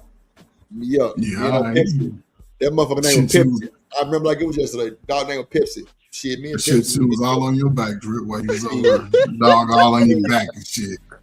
All in my fur. We watching the have and have nots, the little old show. Dog in my lap. I ain't gonna even lie to you. Yeah, he in my lap chilling like a motherfucker. I'm like, was it a girl or a boy? It was a girl dog. She was. Girl dogs they'll bond with a male like that. I got girl dogs bond with us quick. Yeah, that motherfucker was sitting in my lap chilling. I'm talking about nigga. Even she was like, well, goddamn, you gonna just stay over there? Yeah. Cool points. I was like, I'm the only one getting clapped cheeks tonight. Yep. You got, hey, I love this dog. But you know what's crazy? What if you meet a chick that's scared of dogs and you got a dog? Oh, man. You talking about bad business. Because guess what? If you put that dog in the house outside, he gonna bark. Yeah. He gonna bark. Dogs understand spirits too, man. Dogs are very keen on energies and stuff. So man, dogs is great with that. Dogs gonna be dogs look at you all crazy, bark at you, tail go up. Yeah, I love dogs. I told my story about the dog and the wig. So the dog fucked me over on that one. I ain't gonna lie. See, he fucked me over on that one. Man. How the hell you knocked the wig off the mannequin? and you coming there barking with the wig on. Boy, I was through. That I know your ass ain't making no fucking better than the fucking That laughing shit. What we do? You fucking on that motherfucker thinking ass dog done fucked up my wig and you wanna laugh at me? It's already done. Yeah. Like what? Like but the dog didn't fuck the wig up. The dog pulled some clothes down because the motherfucker took over my closet. I ain't had no more room. I had to put my shit somewhere else. Shit. The goddamn clothes pulled down the mannequin. The mannequin had the wig on it. The wig fit on top of the dog. The dog was so scared. He ran that motherfucker barking. Yeah, that motherfucker was in there barking with the wig on. Boy, I died. Boy, I fell on the floor. That motherfucker moved back in 4 hours, Trey. I ain't lying. That motherfucker left my leg in 4 hours. No bullshit. Bruh, I'm not gonna lie to you. I'd have let it go. I'd have been laughing for the whole 4 hours. Bruh, I was laughing. I couldn't stop, bro. It was like some goddamn America's Funniest Home Video type shit. I ain't lying, bro. It was too funny. Like, bro, the dog, bro, the puppy was a French bully. That motherfucker was like smothered in the wig, bro. So all you see was a cousin looking at a wig barking, bro. It was crazy. Oh man, I was laughing so. And she like, nigga, that's funny. I'm like, hell yeah. That motherfucker, what she call her little AKA sisters, that motherfucker was gone in 4 hours for her. I ain't like, I say, God damn. Not the AKA sisters. She called her sobriety sisters. She called her line sisters and came and got up on her ass and shit. Took her clothes with her. I'm like, damn. Oh, now she funky that she not there no more. I seen a little friend about 4 or 5 years ago. I'm like, man, what motherfucker Stacey has? She's like, man, that motherfucker moved out of town. I'm like, oh man, damn. All right. You see how niggas be, man? Niggas be, man, you automatically y'all notice this, right? You funky when you leave. Don't leave. You ain't gonna be funky. You know what I'm saying? As soon as you leave, you stink. I ain't going. That's why your breath stinks as soon as you wake up. Yeah, all that shit. When you wake. All that shit going on. All that shit. Funky motherfucker. Hell yeah, get your ass home. Raggedy ass, yo. We raggedy every time something go on. Yeah, your motherfucker raggedy ass nigga. I'm like, God damn, man, I just listen to you fussing, you're raggedy. Shit. Yeah, you know. That's why you funky. Yo, not for real. For real though, he ain't lying. That's why, for real. That's why you gotta talk about that brush thing. Nigga, I mean, it's no different than when you borrow $20. If I borrow $20 from you and I give it back, here, get your funky ass $20. Yeah, he gonna get a funky ass 20 you ass for the day, motherfucker. I ain't gonna lie. That's when you know you hurting for that motherfucker. I ain't gonna lie. When you say a little funky ass 20, like, God damn, my nigga, never little funky ass 20. You like, it wasn't funky when you grabbed that motherfucker when I gave it to you. It was smelling good like you. Yeah, it's funky. It was smelling like brand new money then. That's wild. So they can pull up that video and say, men don't know what they want. Some shit like that. From Lapeef Network. It's down there. You could never, but you're a woman. How could you? That's what pedestalization does. So when young boys are taught, oh, let me put a girl up here, that's not a good thing. In addition, you guys consistently infantilize women. When you hear men speak about women, you speak about us as if we are not cognitive creatures who are able to think, who are capable of critical thinking, logical reasoning, emotional reasoning. That's the niggas that she fuck with. Pause. I saw this live when they was live. I was man, this chick right here, she's a nice looking young lady too, man. And this is why I'm saying, man, she's young. Is she willing to go from this age here until she leave this earth, not wanting to be with the protection of a man? You talk about the young dog. You talk about the dog skin one with the glasses. Yes. Bro, I'm trying to tell you, right? And the craziest thing, right? Y'all will be surprised how many people be thinking like that, man. The craziest thing that you be hearing nowadays, right? And it's so perfect. They be like, man, you a nigga, you all right. It's cool. You a nigga. That's all that, hey, as long as you a nigga, you cool. Like, my thing is this though, Trey and Ferg and Hustler Muscle. Why we can't put the women on a pedestal without them thinking we lying, bro? Like, Drip gonna always be boisterous, bro. I'm a nigga. First of all, I'm managed. Like, it was a point in time where Drip was a YouTube ladies man. Real shit. But I had to dead all that shit down because it was too much ruckus, right? But at the same time, like I wasn't doing nothing but being me. I wasn't pedestalizing nobody. I wouldn't put them on a pedestal, nothing. But when I start doing it to like certain ones, it was just like they were just like, my nigga, yeah, you said to everybody. I'm like, but why would you say that? I'm really telling you what's on my motherfucking mind. And that shit will fuck up a whole conversation. I don't think she's from America. You know, like I said, I saw it live, and it's just unfortunate. Hey, Coach, you gotta understand this, right? This the thing, right? So, like I said, you be having these conversations, right? And then you will understand, right? These be the same people who will have a man at home taking care of them and doing everything for them. Come on, and this is their mindset, right? This is their. Like, I'm talking about. This is real. Like I'm talking about something off the internet. They will literally say out their own mouth, "This nigga pay all the bills," but forget all that. I don't. Yeah, I'm trying to tell you, and you can't trust these niggas, and because I had got cheated on by yo, and I know he not him, but I still can't trust him because you know the past that we had, and but you still with him. You still with him. You just said that you don't pay no bills. You don't got to worry about working at all or nothing like that. You still with him. But niggas is the problem of all your problems. Niggas is the center of all of it. And it be so crazy. It just be like, you know what?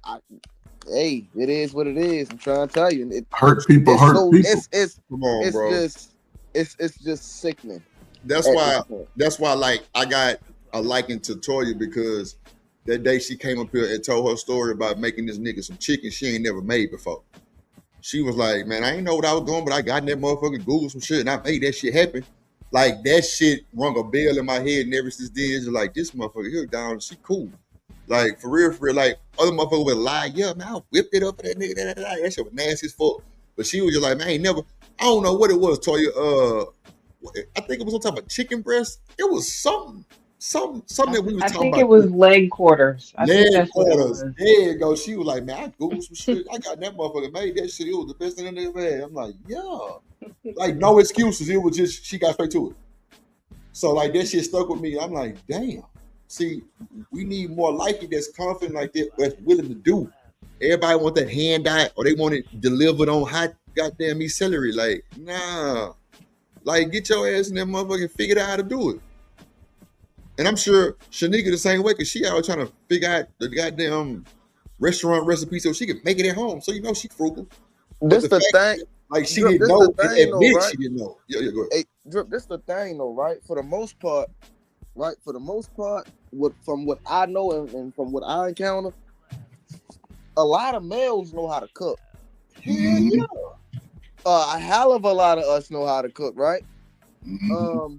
The thing is, if you find somebody that you really like, you feel what I'm saying, and they don't know how to cook, it's time for you start to teach. You feel what I'm saying? That's just the only thing I can say. Yeah. Like, and the thing about it is, you can't have knowledge and you're not willing to pass it on. Whether you like it or not, you feel what I'm saying? Whether this female gonna be with you or not, you feel what I'm saying? You can always help create a better human being. You feel what I'm saying? Like, that's just what it is. Nah, that's true. And see, bro, this is the thing. Shanika always talking about me being Asian and all this other bullshit, but this nigga ain't never had a black boyfriend before. Never in her fucking life had a black nigga. Even the niggas, even niggas she with not Caribbean or some bullshit. Like, she ain't never had a nigga that's black. But I bet she gotta make some goddamn Caribbean food.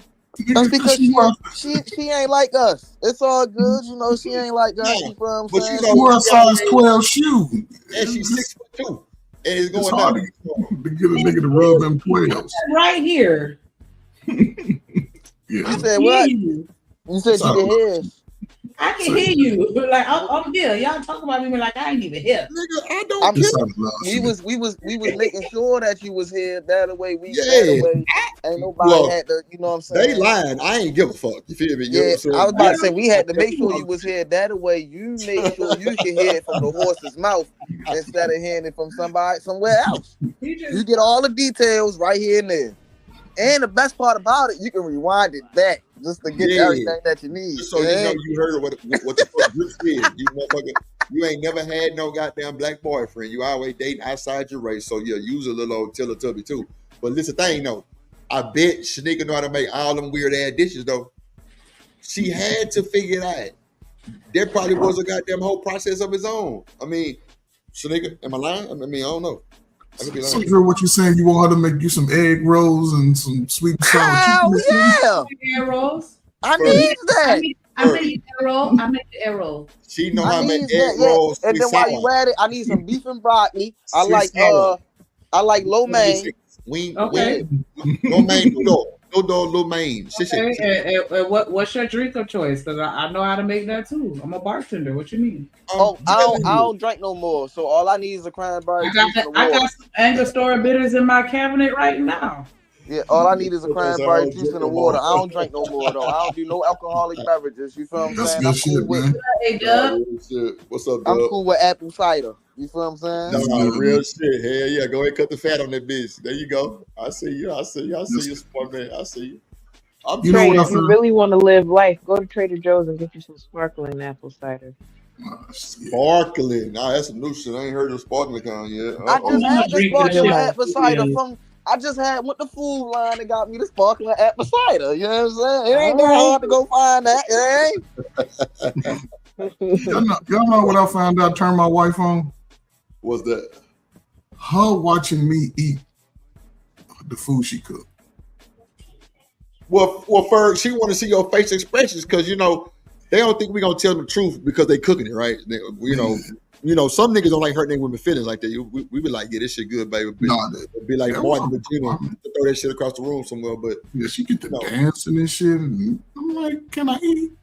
This so happy. But that was a requirement though. It's something I needed. Huh? I say, y'all should do content and like some mukbang shit. Man, listen, I tried to talk to my wife. She like, man, fuck that YouTube shit. Cause she be listening sometime to, you know, some channels and shit. She be like, fuck that. Ain't no fucking way. Hey, Drip, I got an announcement to make too, man. Yeah, go ahead. I got an announcement to make, man. Go ahead, you big know what I'm saying? Y'all, shout out to me, man. I'm not gonna lie. You feel what I'm saying? I am a recovering alcoholic. I have been sober. I have been sober for October, November, December. I've been sober for 4 months, y'all. Talk your shit. Shit, man. You know what I'm saying? Congratulations. Not a drink, y'all. You feel me? I never got clinically diagnosed. Now, one through my family. You know what time it is? Shit. And I quit. So it is what it is. Trey, don't let me clear up your apple cider sparkling, bro. It might not be something else in this motherfucker. Don't let us spark. Your skin go clear up. Oh, come on now. No, we're not doing that. We're going to keep him going good. You get smarter. You get more energy. I'm trying to tell y'all. And then you don't be on the internet acting the goddamn fool. You feel what I'm saying? There you go. Yeah. It's cool, I'm fresh out of surgery Monday, right? Them hoes got me on so much liquid puree. Man, I done bought a Ninja. Well, really, my mama bought a goddamn Ninja blender. That motherfucker puree food fur. When I got on the stream today, niggas was like, damn. You know what I'm saying? Like, I came up in a minute, but you can see it all on my face. I just slimmed down a little bit, so I'm like, definitely. Yeah, don't laugh too hard. Don't laugh too hard, nigga. You gonna have a squeech. Yeah, I know. I ain't trying to do that for. That's hilarious. Keep it cool. Trying to keep it cool. Don't get the bouncing. You know what? Nah, but first, it is what I can feel Trey when he say more energy, because like I've been having way more like, and I'm on this crutch and it's got them ACAS, but it's like I got way more energy. Yeah, like, really just you know what I'm saying. You know, like handle my business. Yeah, it's good to do, man. Only thing you really need is the nutrients out of food. You know, if you protein shakes, find a way to incorporate into your diet 3 to 4 days a week, you'll see between now and December. Man, you probably be down 50, 60 pounds though. For real. Bullshit, because that protein shake been giving me everything, and this broth, I'm eating this broth shit. That shit nasty, but I got to do it. Yeah, I was about to say, and then you gotta think about it too. Like, you can get a lot of nutrients and stuff from fruit, right? And then when you go hungry for a little bit, and when you go hungry and you feeling the most tired, that's when you gotta force yourself really not to eat nothing for real, because that's your body really cleaning itself up. You know what I mean? That's when you go. That's when you gotta really go hard and go try to work out. That's when you gotta go it depends hard on the type of fruit that you're eating, because some is naturally high in sugar. But not only that, like when you're eating like the diet that you eat for the most part is almost a raw vegan diet.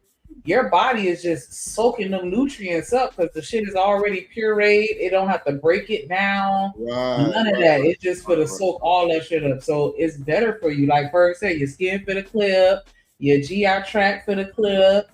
My sperm gonna be ready to go too. My shit gonna be tasting like pineapples. They said, oh, the nurse said, she's like, yeah. You need to drink alkaline water too. But yeah, that's all that your shit tasting like water. Yeah, all that. Yeah, open your mind. Okay, now you can hit it. Oh shit! Go ahead, man. Play the video, man. You know I'm fucking with you, man. It's as if you're speaking about children. If it was acceptable to leave a marriage if you weren't happy, I know we all know as adults that being happy is like a fleeting emotion. I think we should really center that around a lot of people might leave marriages or have issues with their marriage because they're not fulfilled. Like self-fulfillment, that's something completely different. And that's why you're urged to learn yourself, what it is that you want, to travel, to explore the world, again, to learn yourself, to have different relationships before you commit to a marriage and really understand that. I agree with what everybody was saying. I think that men are taught to be not just providers, but leaders, like pursuers.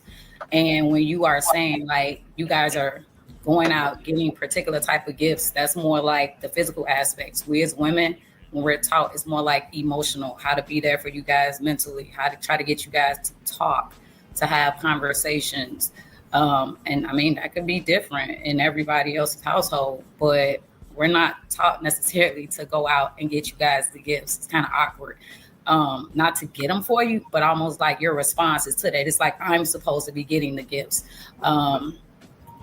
So I get what you're saying, but I think we're just taught how to reciprocate differently, and maybe we're missing each other. Again, maybe that's where the forms of communication can come in, that like your love language, your parents are so busy telling you what to get, they're not telling you how to actually admit and show love. So I think that a lot of our parents, because you mentioned a lot of us are born in the 80s, and we are, right? But a lot of our parents and our grandparents weren't communicators like that. Like they were doers. They showed us things. So we were learning. We were learning through what they were showing us. A lot of us didn't have those conversations. We were taught things in aspects of like not to do them, right? So I don't want to talk too much about it because I think I was like hitting a lot of it on the head, but I just think we're missing a lot of the points. And I think the main point is marriage and relationships are just the title. Like if you're a sincere, authentic individual and you want a genuine connection, that's how you're going to move. That's what you're going to want. That's what you're going to attract. And then if you know how to communicate and you have your boundaries and you know how to stand on what it is that you want in a relationship, then I don't see you having an issue. Like it would naturally progress to a marriage. So I don't think a marriage or relationships are just this envelope that you're going to hop in and everything's just going to be A-okay for you. It doesn't work like that. We spoke about that earlier. You have to be an individual willing to do work, and then you establish those relationships based on who you are. So, I mean, I'm just laying my plane. I'm hoping we just can proceed and go to another topic because at this point, I think I'm a little lost. I digress. She sure did a whole bunch of talking. What else, Cynical One? In the building. And you know what? I don't know. I'm kind of on the fence. She said a lot. I kind of was in and out because she was talking too much. But one thing that I will say, like, I don't know how much weight, and I mean, you do factor in like your parents and what you were taught growing up. But I felt like at some point the onus is on you. Or am I tripping? I feel like at some point you got to realize as an adult, like, okay, yeah, I may have been raised this way, but maybe that wasn't the best. The thing is, people don't want to take the accountability to realize that it is on them, right? And the hardest thing to do is, you know, as a human being, the hardest thing to do for yourself is to realize that you don't have an identity. Right, because a lot of us don't. You feel what I'm saying? To be honest, like a lot of us really don't have an identity, right? So it's more so really finding yourself again, right? And then when you thought that you found yourself, then maybe you have to find yourself again. You feel what I'm saying? So the thing is, people don't want to actually do the actual work of, working on themselves. They want to blame the old people and all that, like they didn't get the lessons that they needed. So it's they do the easy thing, blame it on somebody else instead of doing the actual work themselves. It's the easy thing to do. What say he first? I just heard him breathing, so I wanted him to go ahead and jump in. No, let the young lady go. I didn't hear. What was the question? I was saying, like, are we still blaming our parents for our shortcomings within relationships as far as our upbringing? Because I feel like at some point you have to hold yourself accountable, because once you get grown, you see what the fuck is going on around you. I'll let the young lady go first. Go ahead, Miss Tory.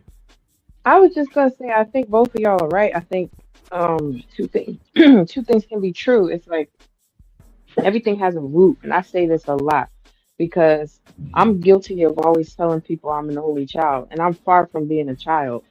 But yes, because I was raised as an only child, there's a lot of things that are embedded in my personality that, although as an adult I've accounted for them and made changes and adjustments, it's still rooted in the fact that I was an only child. So sometimes that can come across as me being selfish when that's not even what I'm trying to be. It's just, a mode of thinking, and I tend to be alone a lot because I prefer my own company, right? But at the same time, I do love people, so I had to learn, like, okay, you can't keep falling back on that or using that as a crutch. You have to really put yourself out there and start to understand the way that your actions affect other people, so on and so forth. So it's like, yeah, two things can be true.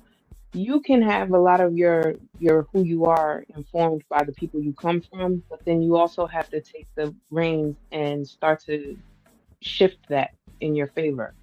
Yes, that's 100%. 100%. I think a lot of people always leave out evolution. As a person, you evolve. Just because you start someplace, whether it's financially, whether it's a family situation, you have to be willing to evolve. I come from 5 sisters and a brother, and my mother and father, so I was always around a lot of kids early. Had older sisters, had younger, had a lot of cousins, females, pretty guys, and I've always believed that I've always had a helping heart. I could fight. I could do all of that. I was a rough kid. I wanted to climb the tree, run faster than you, jump, play ball. I did all the boy stuff. When we used to go to the little dances, I wanted to dance with a girl. I wanted the prettiest girl always, one with the best body. Did I always get it? Nah. But, it's called evolution. I've evolved since I got married.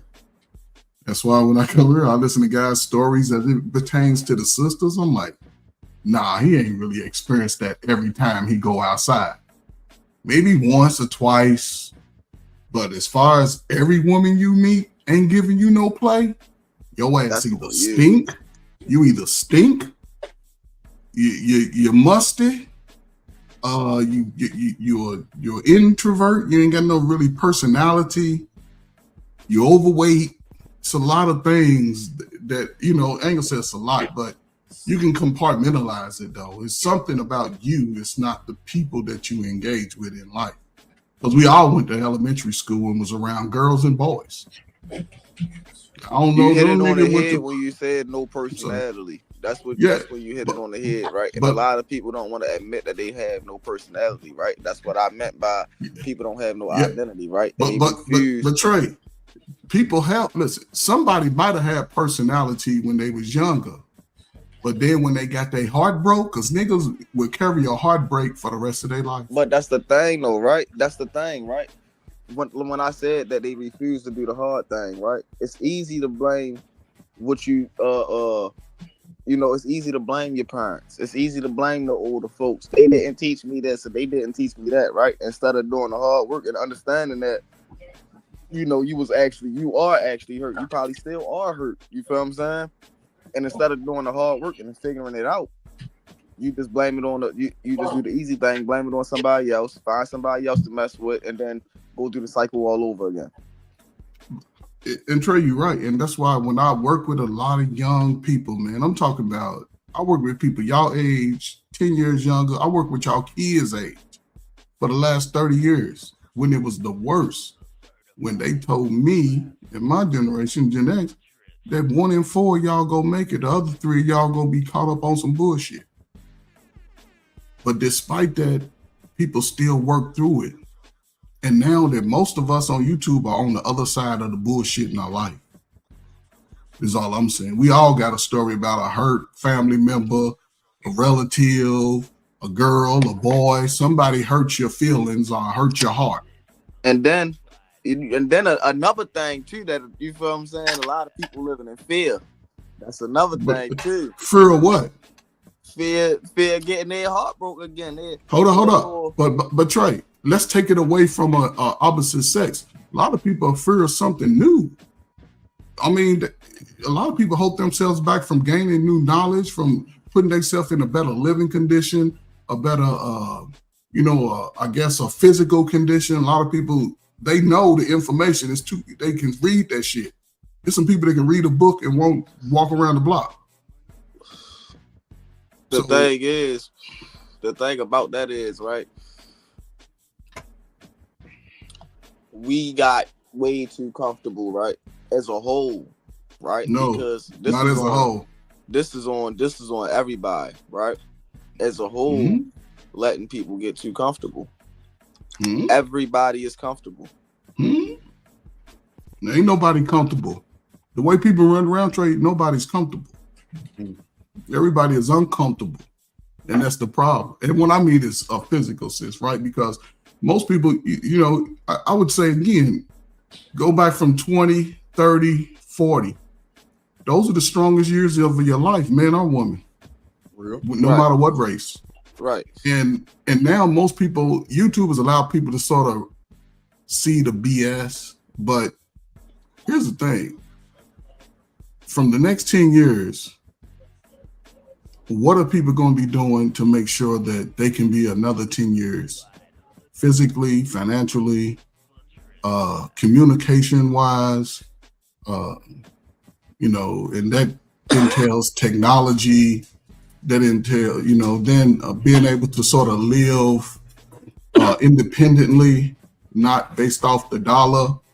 I don't think it's as bad as you think. Listen, I say that, but the way a lot of grown folk today, it's bad because, again, the finest of men and women can't even get together. The finest, man. You know how pretty black folk are to me, man. When I look at black folk, I'm like, man, we some pretty ass people. That's because we don't everything. value each other. We was taught not to value each other. Man, that was taught to Trey. That was taught to your ancestors, but they still valued each other because they had Black Wall Street. They still valued each other because the women and the men worked together. We can't say that. I can't say that if I have any remnants of slave ancestors, is that I can see the little subjugation we go through, theirs was 10 times worse. But as far as opportunity, that a lot of people choose not to get involved. Because again, you evolving.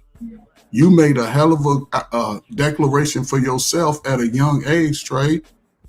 That's a hell of a thing to do. And a lot of people won't even do things simple like that for the next 20 years. And then say, when I'm 40, because we all wake up at 40. Y'all think y'all tough now? Wait till you turn 40. And you can't be at 40 talking about, man, the shit is bad out here. Man, what was you doing between them 20? Exactly, right? But the thing is, right, so when you was younger, right, I got a question, a real question, right? So when you was younger, how old, what year was you born? Man, I was born in 68, but Trey, I got a 23-year-old son right now. No, but I'm saying, but when you was younger, right? When I was a baby. How often did you see on just a random tip, like just riding up the street or whatever, you feel what I'm saying? A domestic violence situations, you feel what I'm saying? And you know, when you was out, you feel what I'm saying, out at your barbecues and you feel what I'm saying, how often did you see the women and men fighting back when you were younger? I saw one domestic violence when I was about 5, 6, right? And I didn't really connect it. I saw it. I saw the woman break them. You know, it's like she fought him out of the house because they live next door to her. She fought him out of the house. Like I said, you know, my mother and father, when they got married, my father just got out of the, you know, just came home from the military, working on the railroad. To my father, you know, he did his thing. He was some shit. I'm proud of him, my dad. My mama, she was a hustler. She worked. She graduated high school, but then she got married to my daddy young. They got married when they had me. So I'm the married. I had 2 older sisters. He had a child. She had a child. When they got together, then they had my next sister. Then I'm the middle child. And my mama got 2 sets of twins. Tell you, you know, just being transparent. Come to find out, my mama was 304 during her marriage, but she still provided love for all of my sisters. She cooked, she cleaned, she made and this is all the 7 of us in that house. We did all the cleaning from time I can remember. My mother, she cooked. We did all the cleaning. I had to cut the grass. My daddy didn't rake no leaves. He ain't shovel no snow. He ain't do none of that shit. That was on me and my brother. And I just sort of adapted that same way, but I could go outside where we all 15, 16, wasn't hardly no adult. Everybody stayed in their own lane. The 15-year-olds, everybody stayed in their own little lane. There wasn't no 22-year-old dudes. You know, they was small and sneaky. They wasn't out in the open messing with the 15. Everybody had their age group. And it was sort of rolling like that. It might be one fight every summer, but then most of the time when they fight, everybody go home, they come back, they kick it. Now and again, when I was in my early 20s, I didn't see a lot of guys and girls fighting, middle school, high school. And I used to go to Chicago a lot because I had family up there when I was a kid. And I used to go, and I grew up in Kentucky, right, Louisville. So, you know, I didn't really see a lot of it. Then when I got into my early 20s, like 21, I'll say 18, 19, I saw it, but I didn't pay attention to it because I played sports. But when I became an adult, and that's why I say that 21, you can go anywhere in the world. You can go in any bar, any club, any little bullshit P. Diddy party, you old enough to go, right? So when I got out in that life, that's when I seen the change. I talk about it all the time with y'all, the crack. I seen how when that came into the community, because there was drugs already, and it mostly affected black men, so it wasn't a big deal. Dudes would go be off in the little hiding spot. They do their little dope, and you know what I'm saying, but it wasn't a lot. But when that crack started affecting the mothers, you grew up in the fighting of the heart of the community. Often, it's been black people getting deleted in their own neighborhoods where their grandmamas raised 2 or 3 generations of the other person's family who deleted them. That's the thing, though. And we was going to the clubs, man. All the women would show up at the club looking fine, natural hair, bodies banging.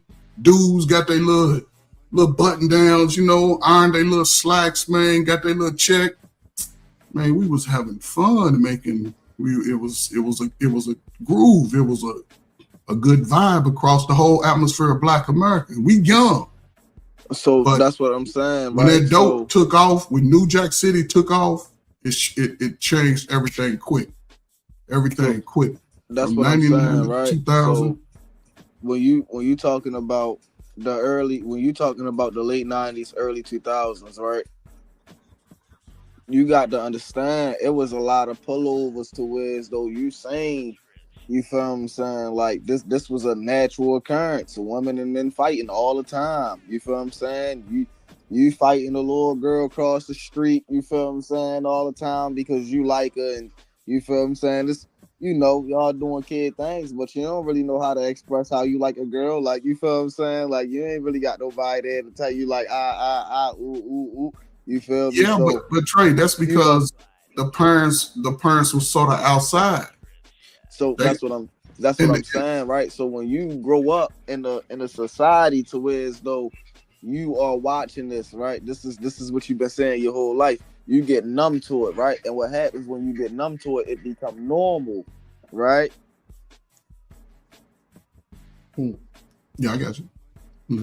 So when it become normal, then what do you say about that? Because it's like now it's normal for men and women to fight. Yeah, but it wasn't normal to everybody.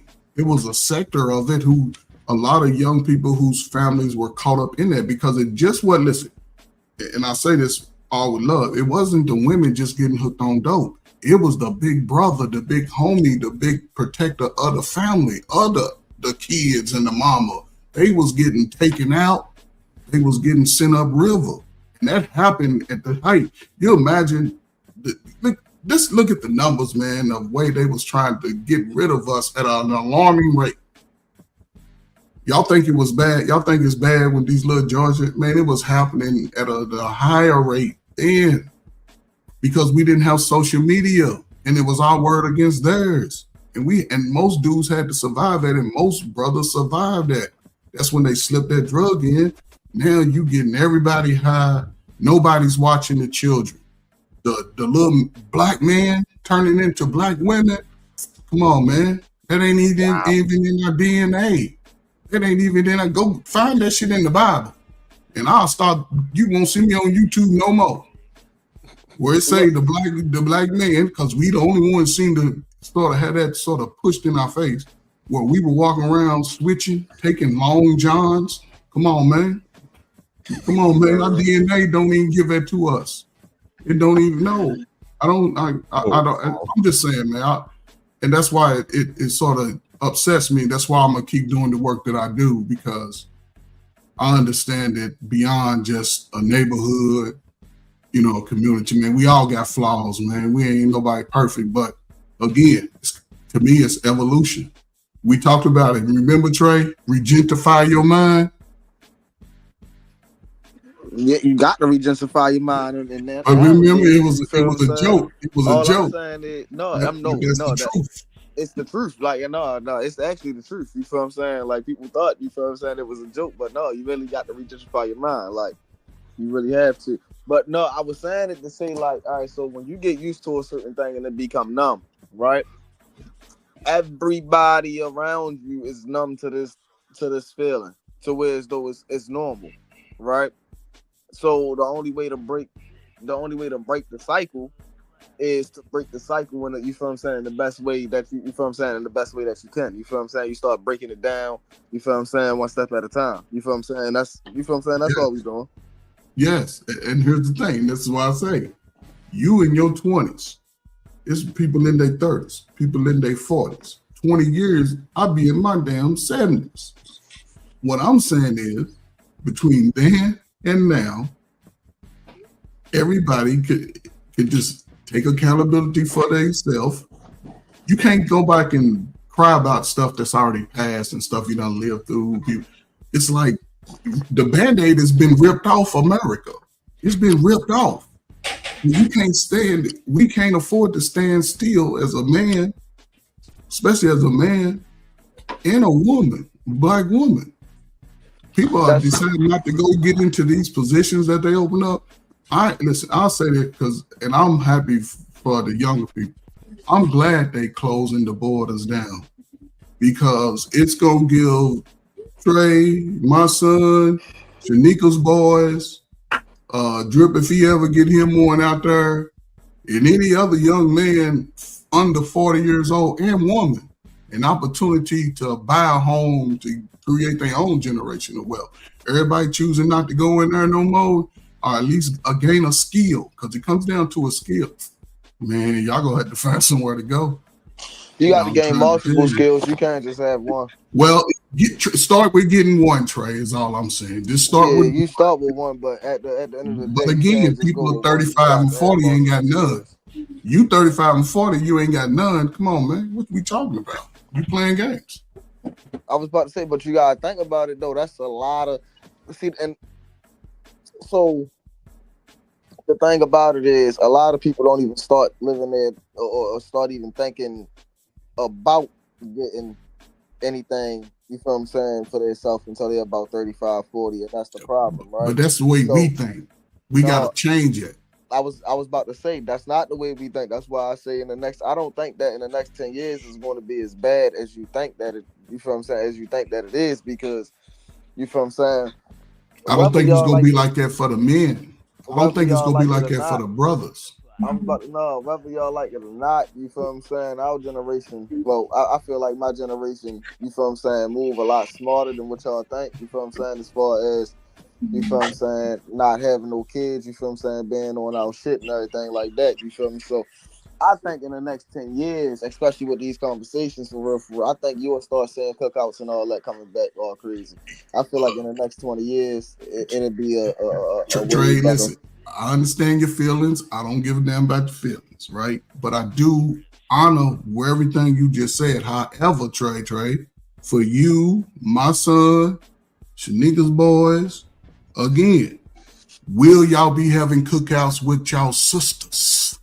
Will y'all have one under your arm saying we gonna die together? Will y'all be, and listen, you ain't gotta have no babies. Y'all half y'all niggas is slow anyway, can't multiply. But however, will y'all unify? Will y'all have some children like the Jacksons did? Because they was millionaire babies when they was 12 and 11, 10. We out here struggling to keep some dollars in the bank. What's Come on, man. Not at all. I was about to say, but see, that's the thing, though. That's like I say, I feel like, and not even I know that's also the older, you feel what I'm saying, the older ways, you feel me? And the reason why I say that is because I know if I'm learning, you feel what I'm saying, I'm not the only person that, you feel what I'm saying, that's my age, you feel what I'm saying, that's this smart, you feel what I'm saying, that's moving at this pace. If not, you feel what I'm saying, people who at my age, that's actually absolutely moving faster, right? So I say that to say this. Yeah, I forgot to hide that. A lot of our parents didn't know how to save and all that. But yeah, Trey, this is what I'm saying. No, yeah, Trey, that's what you I don't think you heard what I said. For the men, the young man, yes. But again, are you gonna bring a woman with you, or are you gonna stand alone? You gonna have to bring a woman with you if you want to really succeed the way that you want to. You can't do it by yourself. But again, if she ain't on the same trajectory as you just out there by yourself with a whole bunch of hard ankle niggas sagging pants, ain't even still wearing belts. Now again, this is the great thing that you're doing. Sagging pants, and they still wearing. But again, Trey, what I'm saying is, but again, this is a great time for brothers to get into spaces that they really wasn't able to get into, because across America, they sort of taken, if you're not an American born or you're not a legal American, you can't sit in a job making 75, 80,000. That's going to have to go to an American, preferably, but again, preferably the people who position themselves to be there. But you got to think about it like this too. It's not just going to be, you know, that's the reason why all this is going down anyway, right? Because a lot of us are putting ourselves in that position. And you feel what I'm saying? I understand that, you know what I'm saying? Like, yeah, the woman rebellious and da. But at the same time, you can't say that they dumb and that they not trying, right? But Trey, when I say that, I'll be facetious, man. I say it out of love. No, I know. No, I know what you said. I'm just saying, like, you got to, you know, put it all in the context, right? So,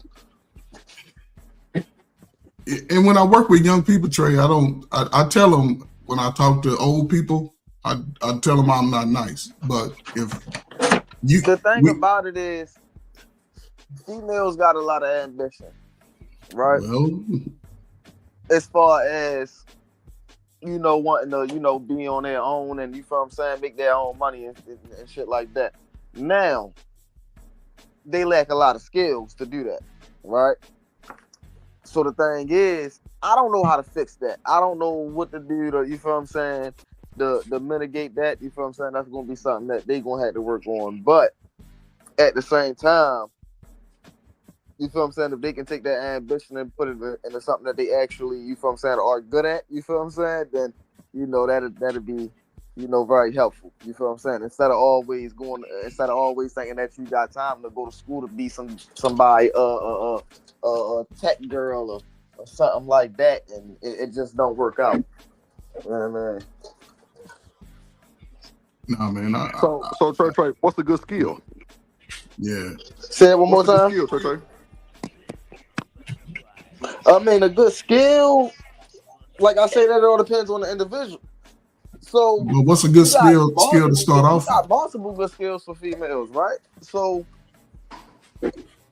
I was about to say cooking always one. You feel what I'm saying? You can always have more chefs in this world because a brother do love to eat. You feel what I'm saying? So I'm gonna always put that at the top. You feel what I'm saying? So Trey, hold up, Trey. Let's mind this out.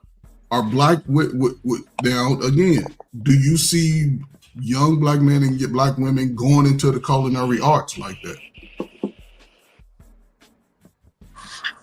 I'm not in that field, so I wouldn't be. No, you don't have to be in the field. You don't have to be in the field to understand the dynamic of people choosing career paths. You don't have to be in the field. Trey, have you met any chick that's in culinary arts? Nah. Oh, okay. Have you met any guys in the culinary arts? Yeah. Right. See what I'm saying? So it's, again, who's going to position themselves to get in positions? Is all I'm saying. And I'll say this: anytime you provide, I don't know, because again, the need for labor skills is changing. It's more digital. It's more electronic. Yeah, that's but the you way. can't have nobody. I mean, I ain't going. I'm not trusting no robot to cook my food. It ain't about robots, right? Because you can build the robots. You can repair the robots. Is what I'm saying. Yeah, I mean, it ain't about the robot. Hell yeah, I want my wife to be in her old ass, I don't know, shit, cooking me some eggs every time. Yeah. Will y'all have a wife cooking y'all some eggs? Is what I'm trying. You see this pretty brown sister right here, just prime, but she's hurt. Look at her eyes. She ain't playing. She's the only one that ain't smiled, ain't made a face when she look at the camera. She gonna let all that beauty go to waste. And look at old boy over on the end, cheese. Like, yeah, that's my sister. Yeah. I'm just saying, man, why come they can't get together? They know each other. That's all I'm saying, man. Look at this. Oh. I mean, because the thing is, we can't get together. The thing is, we can't get together, right? But like I said, you feel me? The only thing that we can do as men is control what we can control. You feel what I'm saying? And then at the end of the day, right, what I learned is, you feel me? Woman, dude, fine. They going to eventually get it together. You feel what I'm saying? Like, eventually, it's going to happen, right? So the only thing that you can do as a man is just do you. You feel what I'm saying? And the best way to do you is to do the best thing for you. You feel what I'm saying? Once you start doing the best thing for you, the thing that they going to start doing the best thing for them to put themselves in a position for you to want to be with them. Yeah. You feel what I'm saying? That's how it always happens. Women always follow. How you know it always happened? Because y'all talk about the past. Because like the I was past about to never say, existed. think about it, right? Think about it like this, right? So when it was popular for everybody to do right, you feel what I'm saying? We had Black Wall Street, everybody was in suit and tie, you feel what I'm saying? Woman was in dresses, you feel what I'm saying? Boo, boo, boo. You feel what I'm saying? Boom. Then you get into, you feel what I'm saying, the rap era, you feel what I'm saying, where it's cool to have your pants sagging, you feel what I'm saying? No. You feel what I'm saying? Got the Sierras out there, you feel what I'm saying? Bop, bop, bop, bop, bop, you feel what I'm saying? Boom. You feel me? Now they follow the movement, you feel what I'm saying? Boom. That's how they want me to, if that's how they want me to do to get the I got it, you feel what I'm saying? They gonna follow the movement, so whatever the movement is hot, you feel what I'm saying? From the men's perspective, that's the movement they gonna go to. You feel what I'm saying? That's how it's always been. That's how it's always gonna be. You feel what I'm Trey, saying? you know what? I mean, just the whole history of, you know, the rap and all that. It didn't start sagging until the 90s, till the crack era hit the scene. That's when that's when dudes start sagging. The women, everybody, wasn't no women showing their cheeks. And again, that's part of our evolution. But that's because in the 2000s. So I got a question, right? So when did gangster rap start? In the 90s. The gangster rap started in the 90s. Well, it wasn't 88. What was that? I'll say 88, more. 89. Yeah, 88, 89. When did sagging start getting prevalent? In the 90s. Exactly. You see what I'm talking about? You see what I meant? So that's what I'm saying. So if you gonna follow what the men start doing, you feel what I'm saying? It was so when rap started, you feel what I'm saying, especially gangster rap. You feel me? When gangster rap first started, it was you feel me? I'm talking about the whole world of men. Even you like gangster rap, coach. So come on now, let's be real. You feel what I'm saying? So boom, now everybody on that movement. You feel what I'm saying? Boom. Once you get gangster rap, you feel what I'm saying? Boom. Once you get in the 2000s, now you got drugs and all that involved. You feel what I'm saying? It's cool to be a slut. I'm going to teach you how to be a slut because that's what I want. You feel what I'm saying? When the video that's when the video. It used to be just be the video. First of all, okay, even with in the 90s, right, when they had Luke and all that, people don't really look at Luke like the guy that he was. Luke had the whole South shaking their thing. The whole South, from Texas, Las Cruces, New Mexico, all the way up through everything. And that sort of changed it for the women. But again, we talking about a generation whose parents were young, teenager, 20, and the dope game. It just they pushed a lot of the propaganda in the community, and I can see that being, you know, a part of today. But now we talk about 30 years past today. Everybody, because people on YouTube, everybody got it together.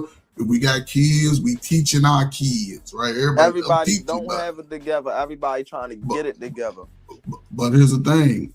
But again, even in that getting together, Trey, it's a great time to get as much information, then go apply it. And I'm saying between now and when you 45, Trey, when you ready to, you know, look at your life like shit, you look back and you put in that work. A lot of people got to take advantage of it right now. They're already predicting what black folk go be at in 2050.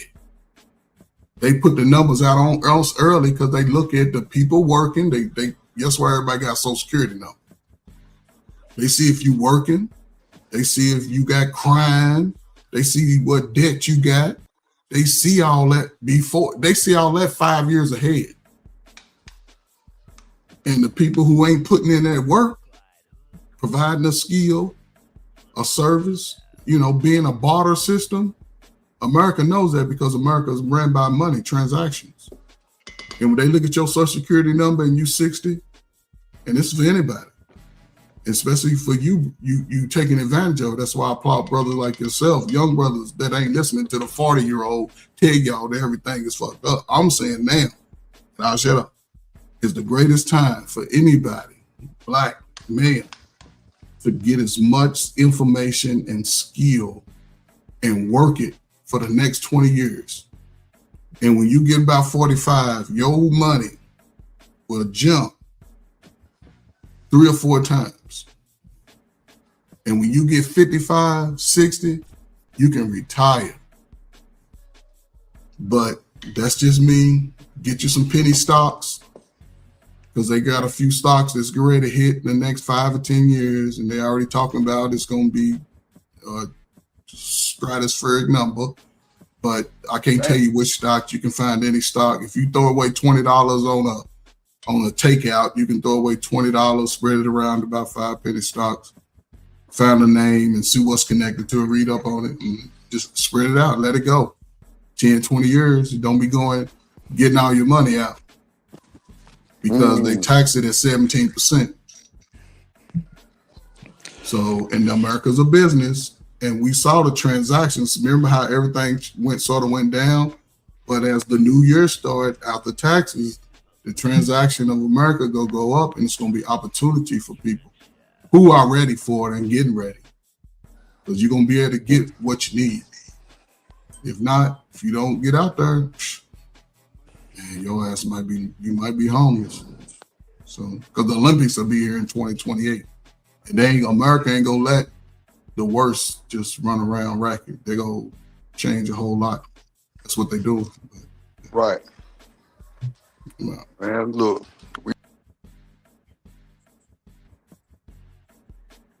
And he hopped off. Okay.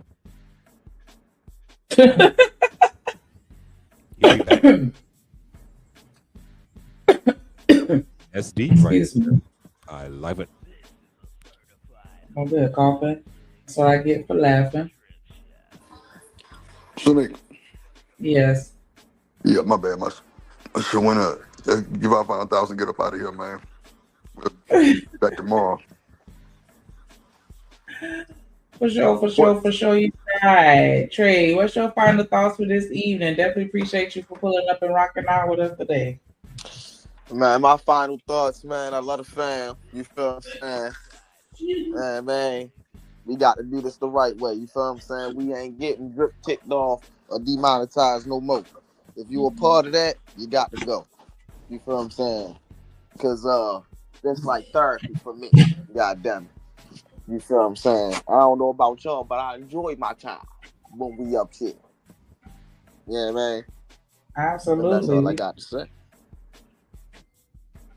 We enjoyed you too. Definitely appreciate that. Because, yeah, we definitely try to look out for the youngins, young men and young women, because, you know, you're the future.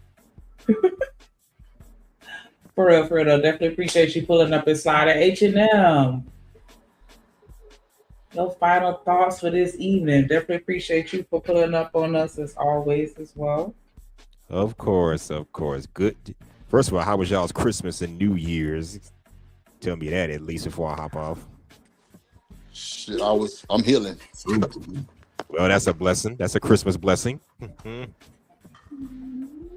Yeah, I was a little under the weather myself as well, but I'm definitely, feeling better now. So I'm thankful. Y'all got sick around. Y'all got sick around Christmas time. There was a time where I would get sick around the winter. Now I get sick around spring, maybe fall season.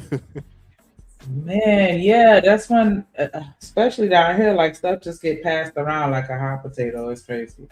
But yeah, I had a lot going on. But yeah, we definitely here. We better, getting better day by day. Rebuilding over here. So y'all make sure y'all click all the links in the chat. Make sure y'all spam it. Share the stream, all that good stuff. Subscribe. Everybody, shout out to everybody on Twitter. Like, y'all make sure y'all pull up over here on the YouTube side, because it's like 300 people in here right now. But definitely appreciate that. So yeah, I think did everybody answer, or did I just kind of skip past everybody? I'm sorry. Oh no, I ain't no work. I just want to say, hey, Drip, man, email me your telephone number, man. We need to talk. All right, bet. Do it, man, for real. But H&M, yeah. Your final thoughts for this evening. Yeah, good to see you two back in action. I missed y'all over the holiday. I mean, I was doing my own thing with my own shows and my Christmas shopping, but I'm glad to see you two are doing well. Yes. Yes, sir. Appreciate you, H&M. Doing swell, doing well, staying tough like a turtle shell. Mm-hmm. I like that. And through. Yes, I definitely appreciate everybody that pulled up on us, everybody that hit the panel, everybody that engaged in the comments. Make sure y'all hit that heart, and make sure y'all, on Twitter, make sure y'all go ahead and hit that heart. Leave a comment. Show some love on that side as well. Appreciate everybody that contributed to the show in any way, form, or fashion. Everybody sent the cash app, hit the like button, share the stream, all that good stuff. I think that, I don't know, I feel like I'm forgetting something, but that's good enough. I definitely enjoyed the show, enjoyed the topic. Y'all make sure y'all move different out here. That's all I can say. See, my phone finna dies on 2%, but I love y'all. Appreciate the support. Love y'all. You through. We live, such it. What it do, fool? Hey, man, Splash Town, Texas, or where the fuck you at? What's happening? But hey, man, get tripping, man. Get to the Houston Premier Party Bus, man, because that's how we doing it. Yeah! Sometime.